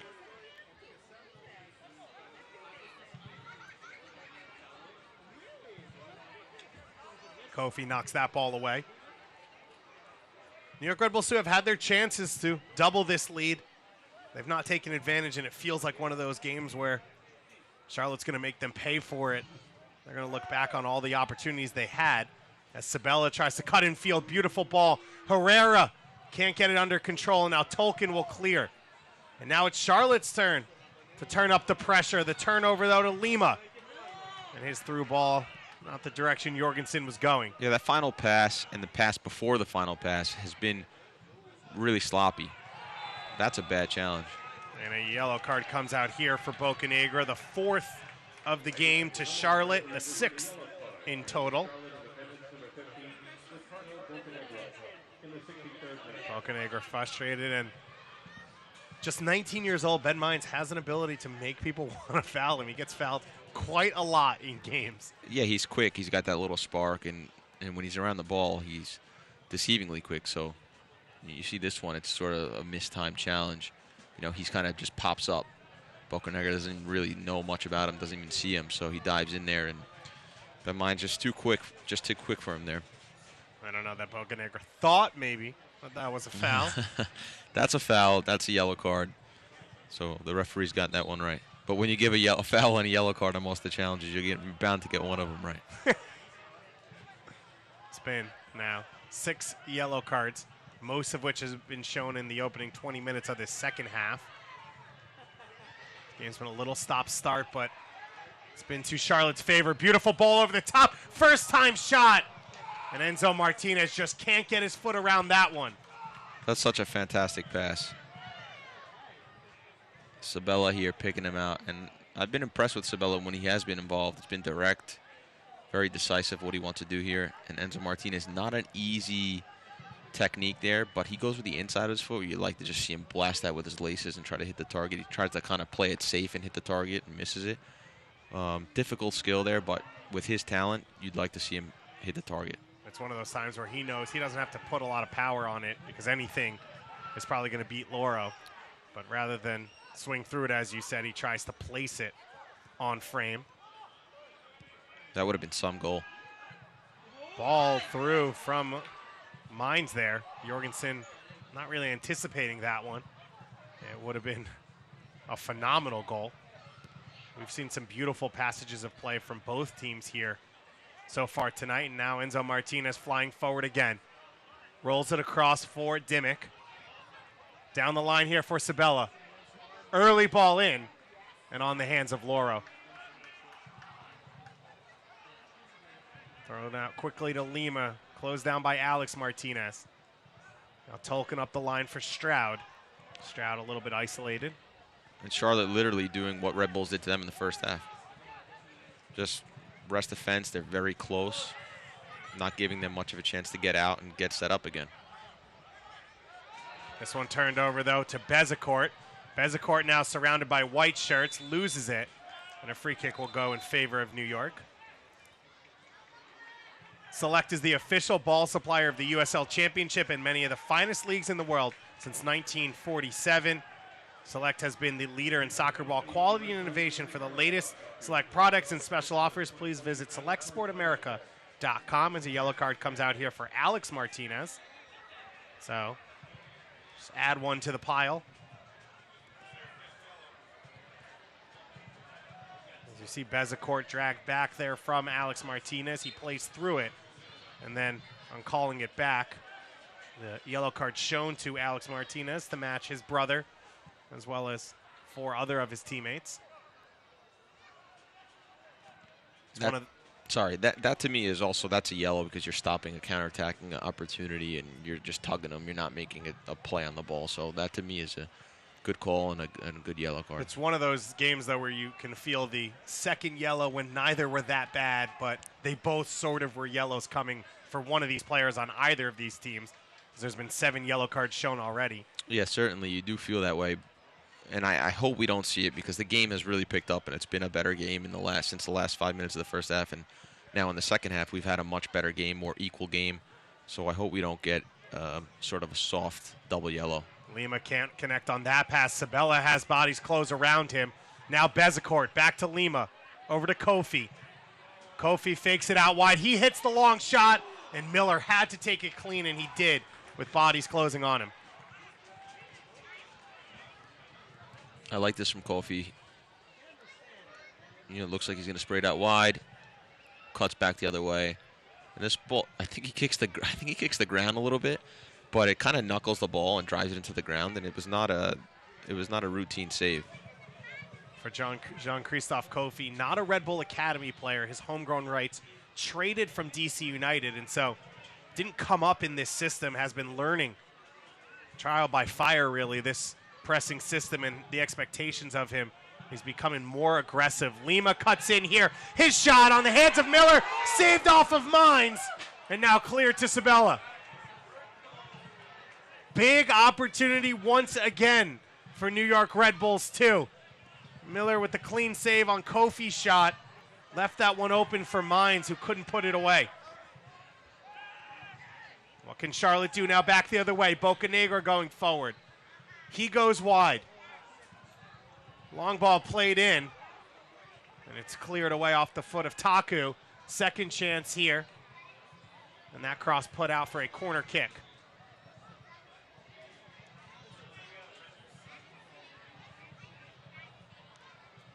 So, yeah, some end-to-end stuff there. Really good stuff. I've got to say Herrera, I've been a little disappointed with Herrera. He's not really in the game. He's had a few chances where he hasn't taken them well at all. And, you know, when his team kind of needs him to drop in and be a reference point or someone who can hold the ball up, looks like to me he's a little tired. He's 10 yards behind the play all the time. So a little bit disappointed for me. Sabella's ball in, knocked off Roberts, and cleared off McDonough. Charlotte's been looking for an opportunity off a set piece. Good service from Sabella. He's got the 3 center backs in the box. And no one able to react quickly enough.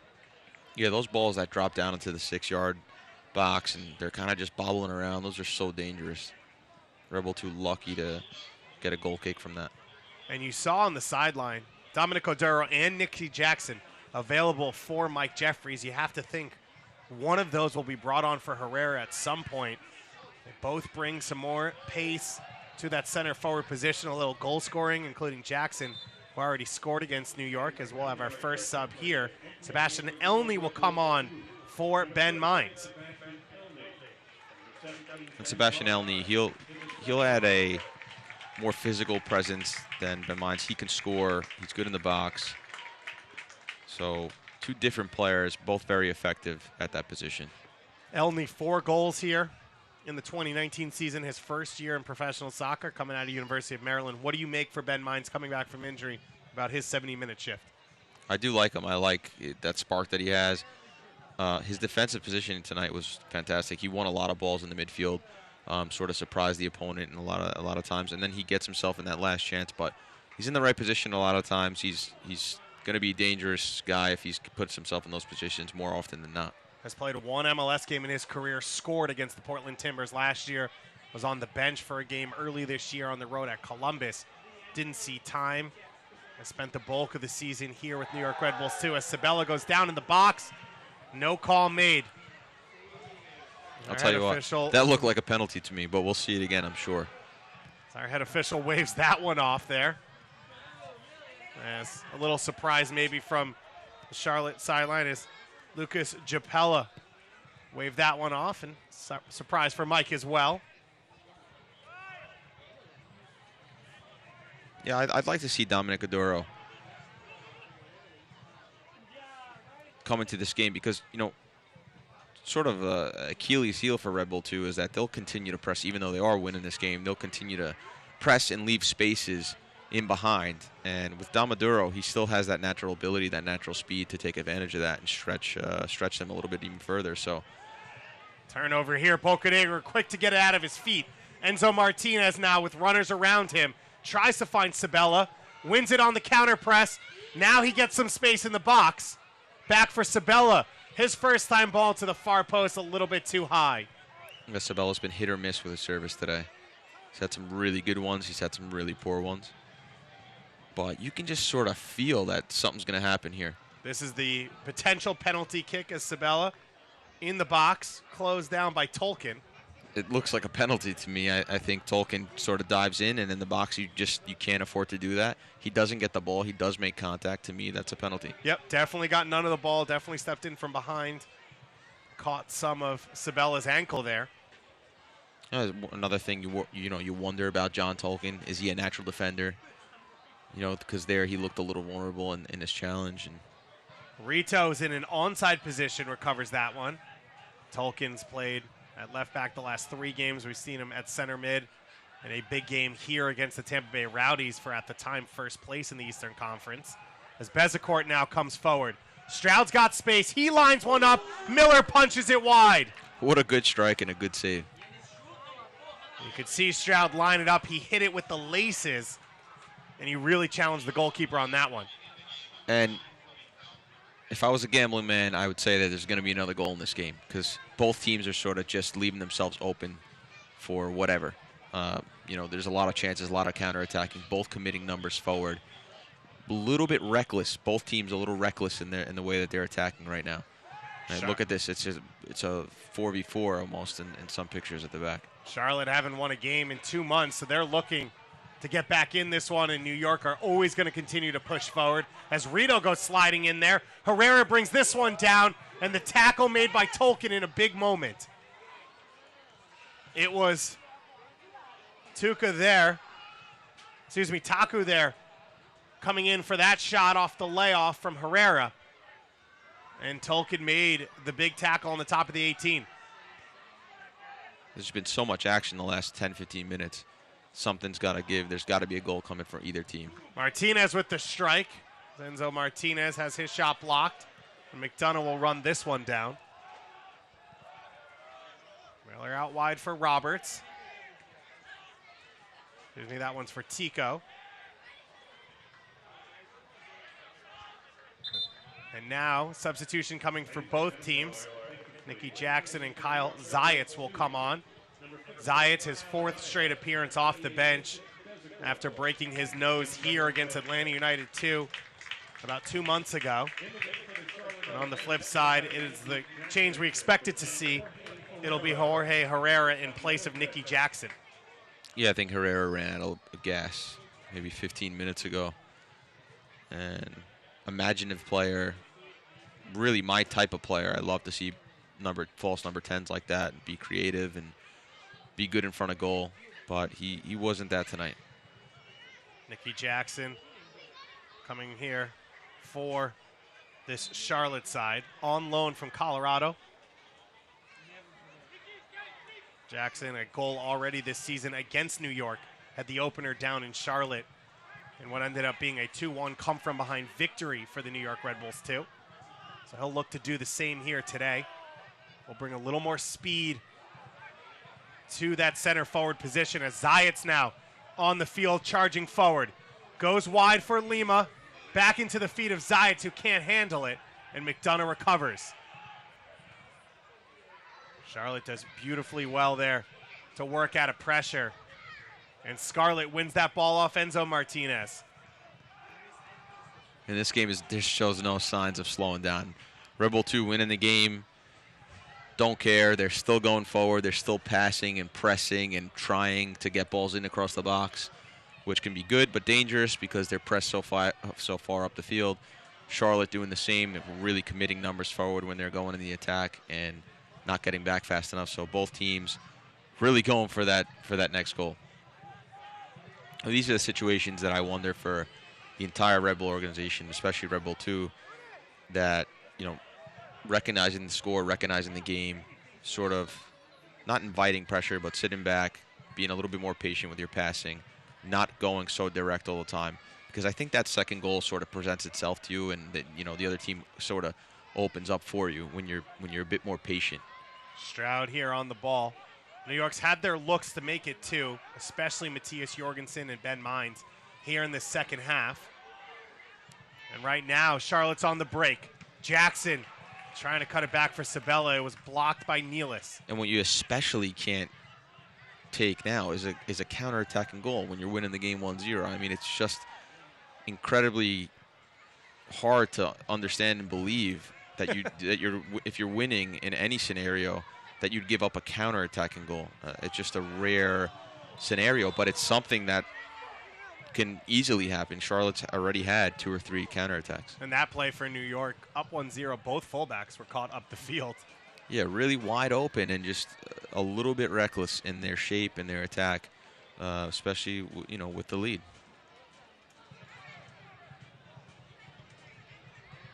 Yeah, just jumping in there, and Tolkien again. That to me is a foul.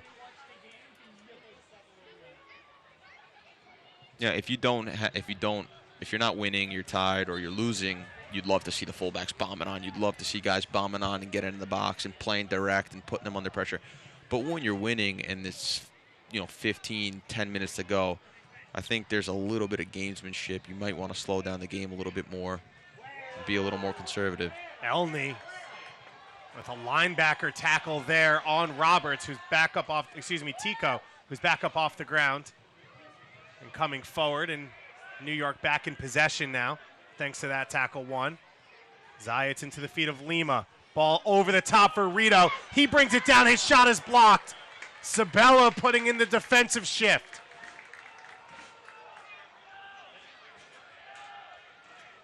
We'll look at the replay. And Lima knows the run's coming from Rito. Good ball from Lima. Interesting that he took that with his left foot and not his right foot. Maybe he wanted to take it down quickly with his left so he could strike it with his right.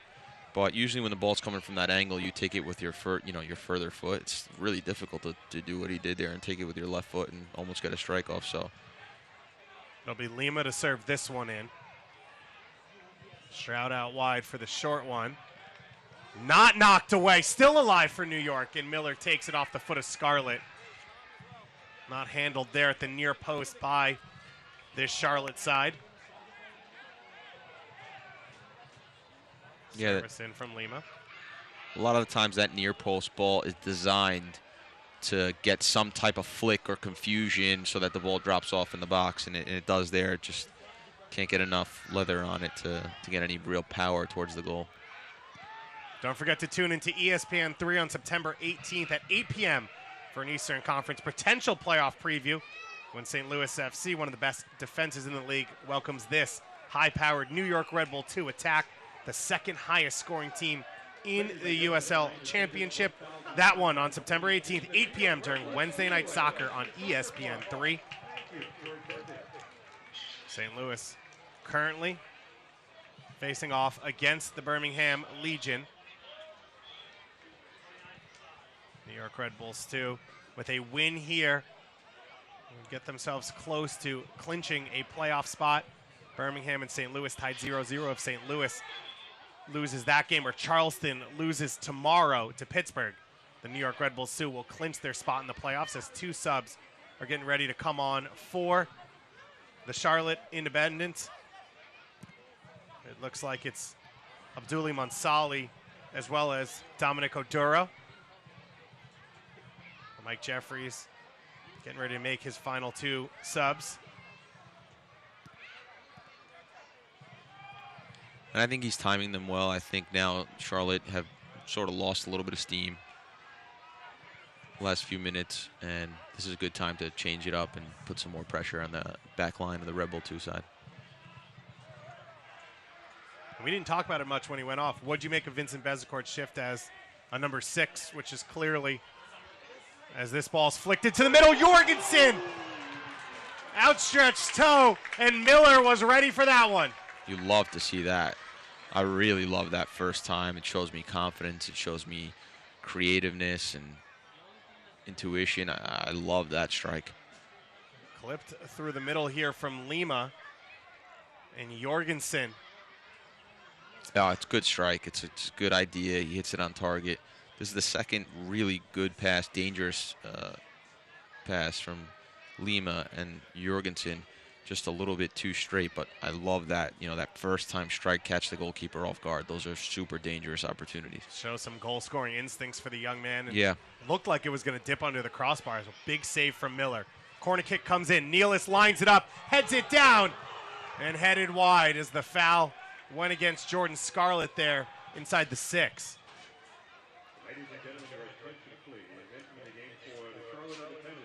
So now, Abdoulaye Mansali coming on for Tico. So a more attacking winger here coming on for the left-sided center back.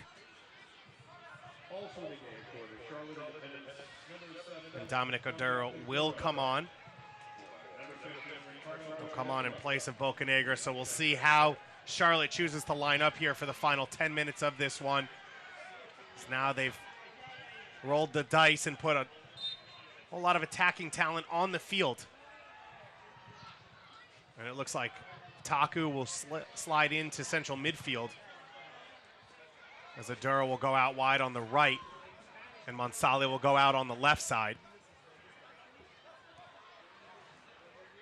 Ball clear, played in by Lima. Lima 5th in the USL in crosses attempted this year. For a guy who starts at central midfield, pretty surprising. But you can see from the way New York plays and the flexibility he has. As Stroud lines this one up and scores! What a season for Jared Stroud, and what a moment. 1 goal, 1 assist, the first player in New York Red Bull 2 history to go for 20 goals and 20 assists in his young career. That's some way to do it.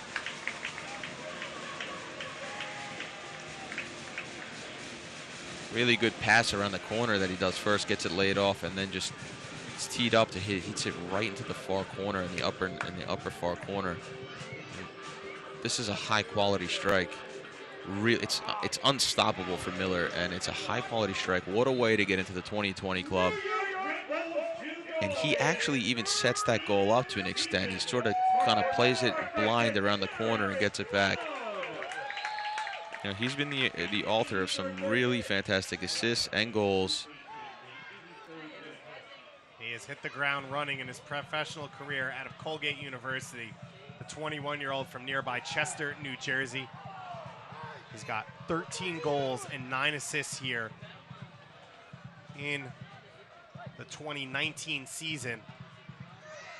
And right now, he is currently sitting in a tie for 6th place for the Golden Boot in the USL. And we said there's more goals in this one. Is that the one to seal it for New York Red Bulls too? I can't believe Lima there gets that ball, and he's been so fantastic with that through ball all night. And he's got one guy to beat, and he just is not patient enough to pass that through. But that should be the 3rd goal right there, and especially a player that's played so well tonight. Duro can't get around that one. The former New York Red Bull player on the field against his former club. Yeah, Naduro's such a fast player, such a smart, good player. He's been good for so many years, and you know the one thing you wonder about is his finishing, and you see it there. He's he's off the bench, so it's difficult. Maybe he's not fully warm yet. That's probably the first touch he's had on the ball, and he sort of kind of whiffs that one. Preston Kilwine getting ready to come on here for New York Red Bulls too. We'll see if it's at fullback or center back. For Dominic Oduro, he is the essence of confidence. When he's on, he's a 20-goal scorer in Major League Soccer, and when he's off, he's missing chances that you think he could walk into the net. But he's always exciting, he's always fun to watch, and he's always dangerous. Very dangerous player, and always stretching the lines with his speed. Some big years with Chicago, Montreal, and Dallas in Major League Soccer. Spending the year here with the Charlotte Independents. Like a little bit of a high boot. Elney tries to get by a few defenders. Monsali now to defend 1v1. Through the box, Tolkien shot. It's just wide.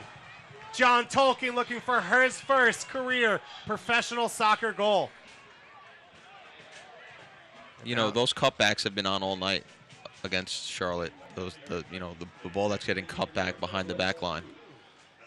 And Tolkien probably wishes he had that one back. Jean-Christophe Kofi coming off. It'll be interesting to see. New York could slide Tolkien into central midfield. They could play 5 at the back here with Kilwine as a 3rd center back. We'll see what John Wolynek decides to do. You'd expect Chris Lima to drop in. Mike Coffey had a good night tonight. I think he made a lot of good tackles, moved the ball well. No real mistakes. Very solid performance from him tonight. We've seen him get a little more aggressive, and for New York, as Dominic Oduro in a foot race here with Scarlett. Scarlett tries to guide it out and will earn a foul. For New York, it's an awkward thing for center midfielders where they want you to be overly aggressive going forward because turnovers are chances to press for players who have their whole life have been taught, get the ball, be safe, go back, find feet. Now it's a whole new thing that a guy like Kofi has to learn. Yeah, absolutely. You could tell his natural instinct is sometimes just get the ball moving side to side. But like you say, the Red Bull system is a little bit more direct. It's okay to make a mistake as long as you're pressing the next ball after, and that's how they get a lot of their opportunities. So it's something you got to get used to because it's a little bit unorthodox to just kind of be really loose with possession sometimes. And for Kofi coming out of UVA, who are super direct, they like to play out of the back over the top, so his number one job was to regain possession, play back to the center backs. He's been a learning experience, but we saw the shot from him today a little bit more aggressive in that final third and going forward as Lima here trying to force the mistake. Roberts steps through it. Elney wins it back for New York. Now Zayats into the feet of Rito. Rito 1v1 with Monsali and Sabella once again doing the defensive work to come back and help. Valentin Sabella, one of the stories in U.S. soccer this year, leading an amateur side to the 3rd round of the Open Cup. That one's tackled away by Zayats from Jackson. Monsali flying forward. He can't connect on his pass. And Nealis all the way up the field. Theoretically, I like to say when you're winning, Monsali's ball in. when you're winning, you sort of are more organized, more patient with the ball, and this and that. But not New York. How hard is it to play against when they just don't stop? They just keep coming with the pressure. They keep coming, passing the ball forward. They keep coming with how direct they are. I mean, how difficult that is to play, and it really is when it's on and when it's working. Minus the fact that they are susceptible to counterattacks, it's really difficult to play against because it's 90 minutes of in-your-face, quick passing, always going forward, always being dangerous. So it is, on the flip side of what I'm saying, it is difficult to play against for 90 minutes. What's fascinating for New York is so often in the past, their losses were because they didn't shut things down. They gave up easy goals. This year, it's actually been games where they've struggled to score, where they've lost. Shut out against Indy, struggling to score against Pittsburgh. We saw them here get a couple draws where it looked like they should have won. They couldn't score. But it hasn't been what we thought would happen in this game, which is we're up 1-0, we leave ourselves exposed, and we give up goals, which is surprising. Yeah, certainly. I agree with everything you're saying. But you just have to wonder that when the big games come, the really meaningful games in the playoffs. Must-win moments. The must-win moments where teams are really ready to tactically be in position and they know what you're going to do for the most part. You have to wonder in those games, in certain situations, especially when you have a goal lead or a 2-goal lead. Enzo Martinez trying to get space. Jackson shot just wide. What the best way to play is in those scenarios, in those situations. For New York Red Bulls too, the game against Indy 11 2 weeks ago, as we enter a minimum of 4 minutes of stoppage time. It was close to that. It was a playoff game, and they didn't have the lead to lose, but John Wolyniec never felt like any of his guys played a great game. He didn't feel like anyone shone out in a moment where he said in the locker room before the game, this is your chance to shine. So that's a little bit of a learning experience for these young players. Absolutely. They have so much to learn still. And, I think John's a little bit hard on them sometimes from what I hear because they've just been fantastic all season. The points show it, the amount of goals they score, the amount of possession and shots on goal. And the statistics are there. It shows how dominant they've been in all their performances. So, yeah, barring the last game, the last of a difficult 3-game away stretch. Where you beat Nashville on the road. Yeah. You beat Nashville, you beat Slow Park, and you lose the last one against a very good Indy side where you outshoot them 20-7. So hard to have any fault on the Red Bull 2 players. They've been fantastic all season. You see St. Louis taking that 1-goal lead against Birmingham. It means for New York that if they're able to hold on to this 2-0 win, they'd have to wait at least 24 hours. If Charleston loses, they would clinch a playoff spot. If not, they'd have to wait another week. Either way, they're in the postseason, and they're contending on the top of the Eastern Conference. They moved 3 points ahead of Indy 11 with a win here today. Indy 11, of course, still 1 game in hand on the top of the Eastern Conference. It'll be 2 games in hand after this one for Tampa. They will hold 1 game in hand behind by 4 points at the top of the East, and Nashville sitting what would be 5 points behind New York if they're able to close out this win. So it's congested at the top of the East. A lot of talent as this one comes through the box. The deflection takes it past Dimmick. Monsali recovers here. Early ball played in from him, headed down in the box. And Elney goes safely out the other side. Yeah, and for Charlotte, they only got 5 wins this season. I'm sure they're going to feel hard done by. I'm sure they feel like they're a better team than that. To me, they've played better than a 5-win team. But it's all about building for 2020 performances tonight, moving forward to 2020, who Mike Jeffries wants to be part of the organization, who he can trust. Elney here. Beautiful job to get by Monsali in the first place. And I think that's been frustration for Charlotte is consistently this year they felt like they've played better than a 5-win team, an 18th place team, whatever it is they've been at that time. And they just haven't been able to get the results so far in this 2019 season, and sometimes that's just the way it goes over the course of a season. Of course, a ton of talent in this group, and they could have had a penalty and made it 1-1 at that point. Yeah, they had that 15 minutes where it was sustained pressure. They were really back in the game, and it looked like they were going to get one. penalty shout. For me, it was a penalty. Doesn't go their way. Enzo has a chance. Herrera has a really good chance. Flip side of that, Red Bull 2 also had a lot of chances, but there was that 15, 20-minute span where Charlotte were the better team, could have got themselves back in the game, but they didn't. So New York Red Bulls 2, a 15th minute strike from Matthias Jorgensen, set up by Jared Stroud, his 20th assist in his New York Red Bull 2 career, and then a gorgeous 83rd minute goal from Stroud, his 20th goal in his USL Championship New York Red Bull 2 career. The first New York Red Bull 2 player ever in the 2020 club, moves to 6th in the Golden Boot standings behind Asante, who no one will catch. But Stroud sitting just 4 goals off of second place behind Rios, and still top 10 in the USL now in assists as well. Both ways he has been a phenomenal player here in 2019 as well as 2018 for New York Red Bulls 2. It'll be Monsali to take this one. Steps into it, curls it on the near post. It goes through the entire box, and Rito brings it back out the other side. That will be it. New York Red Bulls 2. They rebound from their loss against Indy 11 with a win against Charlotte at home.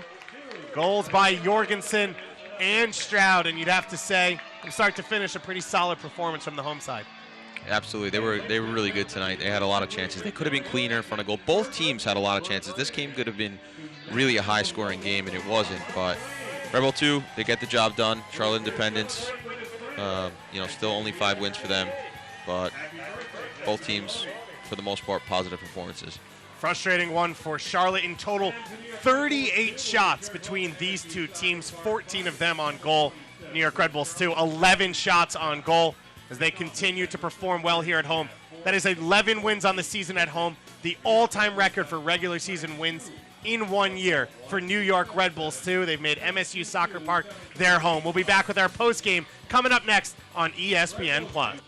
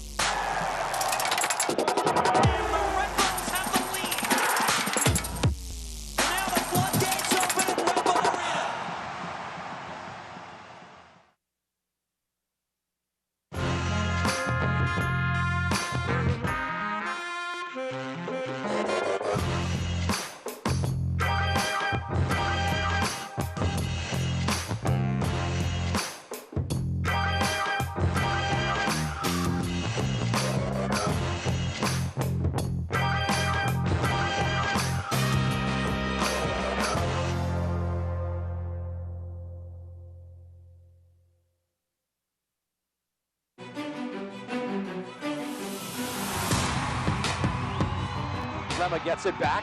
He will take a strike. Played in. Laurel gets a hand to it. Denied by Laurel from point blank. He's standing on his head right now. He hands it to Lima, and a hat trick. Barlow putting it in, back of the net. Deposited in by Jared Stroud. New York puts the exclamation point on this one tonight.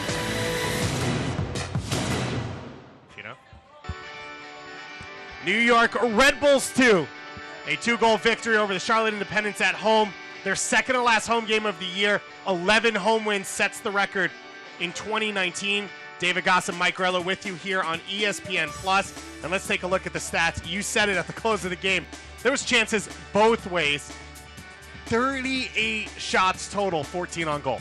Yeah, it's crazy. 38 shots, 14 on goal, and only 2 goals. There were so many golden opportunities tonight that were not taken. And goals change games, so who knows where we would have been if some of those goals would have went either way. 11 of those shots on target to New York Red Bulls, too. They continue to be aggressive, to attack teams, to shove it down their throats at times. Charlotte withstood that, though, and started to find their feet later on. Yeah, Rebel 2 were good. They were themselves for the first half, and they sort of lost themselves in the beginning of the second half and let Charlotte back into the game. But in the end of the day, 2-0, they win the game, and they get the job done. For New York Red Bulls, too, Matthias Jorgensen's 9th goal of the year. Jared Stroud, the first ever in the 2020 club. Evan Laurel comes up huge with a couple big saves. New York Red Bulls, too, first place in the Eastern Conference after a 2-0 win over the Charlotte Independence here on ESPN+.